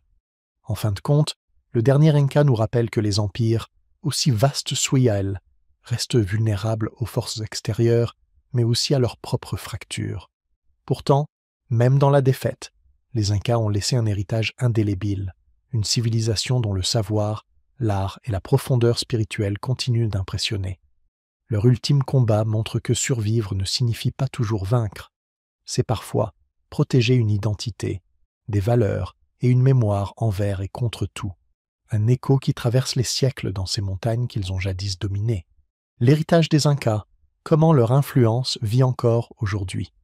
Quand on pense aux Incas, on imagine souvent Machu Picchu, des trésors d'or ou des récits de conquête et de chute. Mais leur influence n'a pas disparu avec l'arrivée des Espagnols. Des siècles plus tard, l'éclat de leur ingéniosité, de leur culture et de leur résilience façonne encore la vie dans les Andes et au-delà. Comprendre leur héritage n'est pas qu'une leçon d'histoire, c'est découvrir comment l'éclat d'une civilisation continue d'inspirer le monde moderne. Commençons par le paysage. En arpentant les Andes aujourd'hui, on voit partout l'empreinte Inca. Les terrasses agricoles qui nourrissaient jadis des millions de personnes s'accrochent encore aux montagnes, preuve de leur génie agricole. Les routes qu'ils ont tracées pour relier les communautés structurent tous toujours les voies modernes. Même certains ponts en pierre et cordes servent encore, rappelant que les Incas n'étaient pas de simples survivants d'un environnement rude. Ils l'avaient maîtrisé. La langue et la culture portent aussi leur héritage. Le quechua, langue des Incas, est parlé par des millions de personnes et transmet contes, chants et traditions séculaires. Les festivals qui célèbrent le soleil, les cycles agricoles et les divinités locales rappellent les rituels précolombiens, mêlant croyances anciennes et pratiques contemporaines. L'art, le textile et l'artisanat conservent des techniques perfectionnées à l'époque impériale, mêlant beauté et symbolisme dans des motifs vibrants. Ces fils culturels tissent un lien vivant avec une civilisation qui, malgré les bouleversements, continue de prospérer dans la mémoire et les gestes quotidiens. Même l'organisation sociale et politique garde des traces Incas. Le principe du travail communautaire, la mita, a influencé les systèmes coloniaux, puis modernes d'ouvrages collectifs. Bien qu'adaptée au fil du temps, l'idée d'une responsabilité partagée pour le bien commun reste vivante dans les coopératives agricoles, les projets d'irrigation ou les initiatives locales. Les Incas savaient que la cohésion sociale comptait autant que la puissance militaire ou la richesse, une leçon encore valable aujourd'hui. Leur prouesse d'ingénierie continue aussi d'inspirer. Machu Picchu et d'autres sites archéologiques ne sont pas que des attractions touristiques, ce sont des leçons d'adaptation, de durabilité et d'urbanisme. Canaux d'eau, systèmes de drainage, constructions antisismiques, tout révèle une connaissance avancée de la nature et du design. Architectes et ingénieurs modernes étudient ces techniques pour relever des défis actuels.